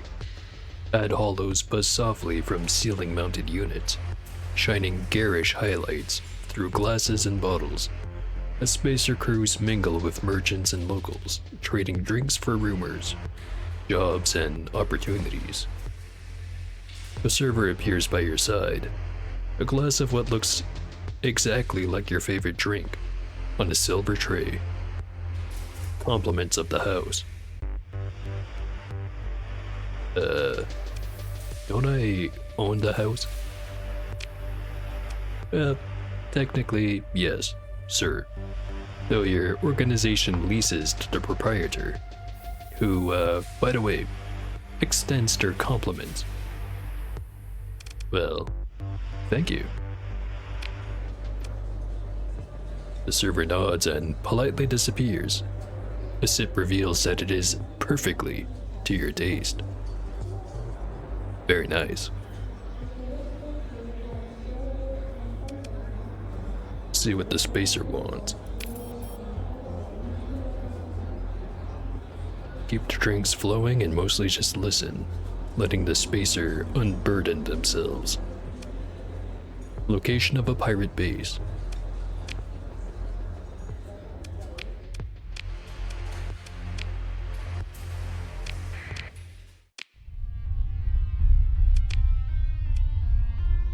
That's, pretty far away. Like, really far away.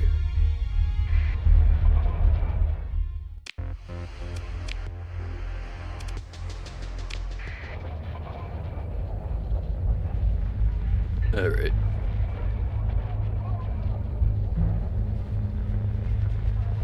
Wait around until the spaceport's done. Oh, there it is.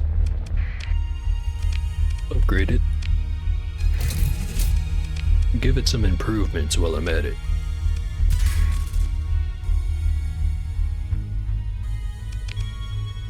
Get the way station started. That way I don't, end up stranded here with no supplies and no fuel. And I think with that, I've done enough.